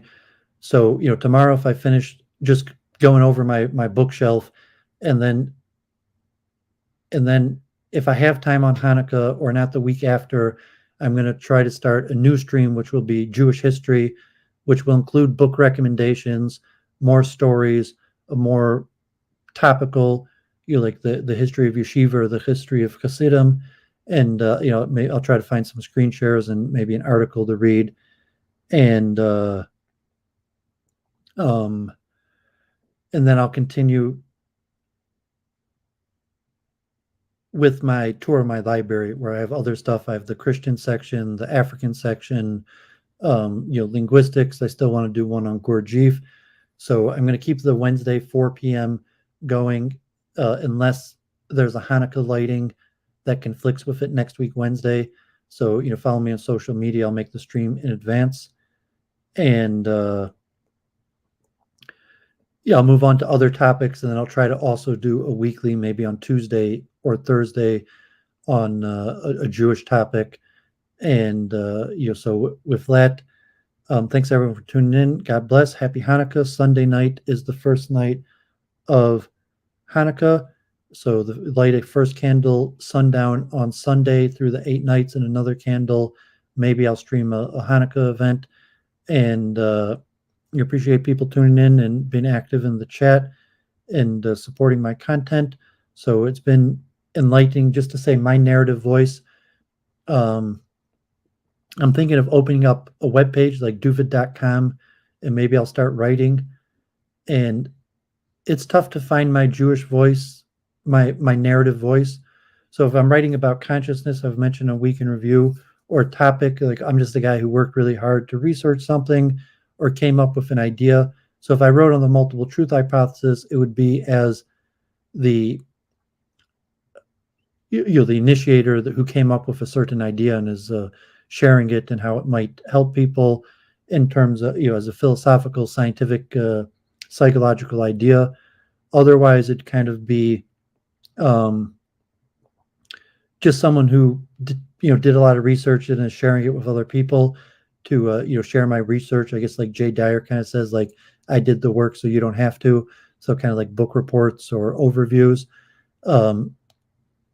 Or if it was Judaism, like I trained, like I don't, it's very difficult to find my Jewish voice. And I discussed that at the beginning with the believer's view of Judaism versus the historical, the academic, and various things. So I think about that more. Hopefully I'll discuss that a little bit more tomorrow. And then if I do some more Jewish screams topically, maybe I'll find my Jewish voice, which is, difficult because, there's a Jewish community, there's official, I'm not a rabbi, I'm not part of an organization. Jews kind of like fear anti-Semitism, or you have like other, like, oh, he's not like official or not saying, or, so I got to find my Jewish narrative voice. And I kind of shied away from it because I was like, oh, I don't have a Jewish narrative voice. But I think I'm, because Judaism's the subject I know the most, and at least like Jewish history, like Henry Abramson. There's Judaica studies. There are not really that many good programs. I watch all the Judaica studies or different programs, even subjects like the history of Hasidism, the history of Yeshiva, history of anti-Semitism. There's a lot of Judaica studies or various rabbis that put out stuff on it. It's unclear how good that is, or what. I'll add my voice to it. I'm not sure. So feedback, I appreciate it. God bless. Happy Hanukkah. Thanks for tuning in. And as I said, I'm going to aim till tomorrow, 4:00 at the same time, to finish up the Jewish history section of my library. It's definitely the biggest section of my library. I've studied a lot of Torah. It said, like, people ask me how many books I read multiple times. Like a lot of the Torah books, like Moses, I've read like probably 100 times. Some of the scripture, a lot of, I've studied more deeply. Most of the Jewish history I read very quickly, skim just once. But Jewish history by far is the biggest section. Maybe Hinduism, it's about equal. But no, I would say Jewish history is the biggest section of my library. I love Jewish history. I read it frequently. I've fallen out of it in the last few years. So it's good for me to re-get into it. I know a lot about the subject. So if there's interest in people like my sharing that, I'm happy to do that. So God bless. Have a great night. Hope to see everyone tomorrow, 4 p.m. at the same time. If they're interested or check it out, it said any comments put in the chat or various topics. So I appreciate it. God bless. Have a great night and happy Hanukkah.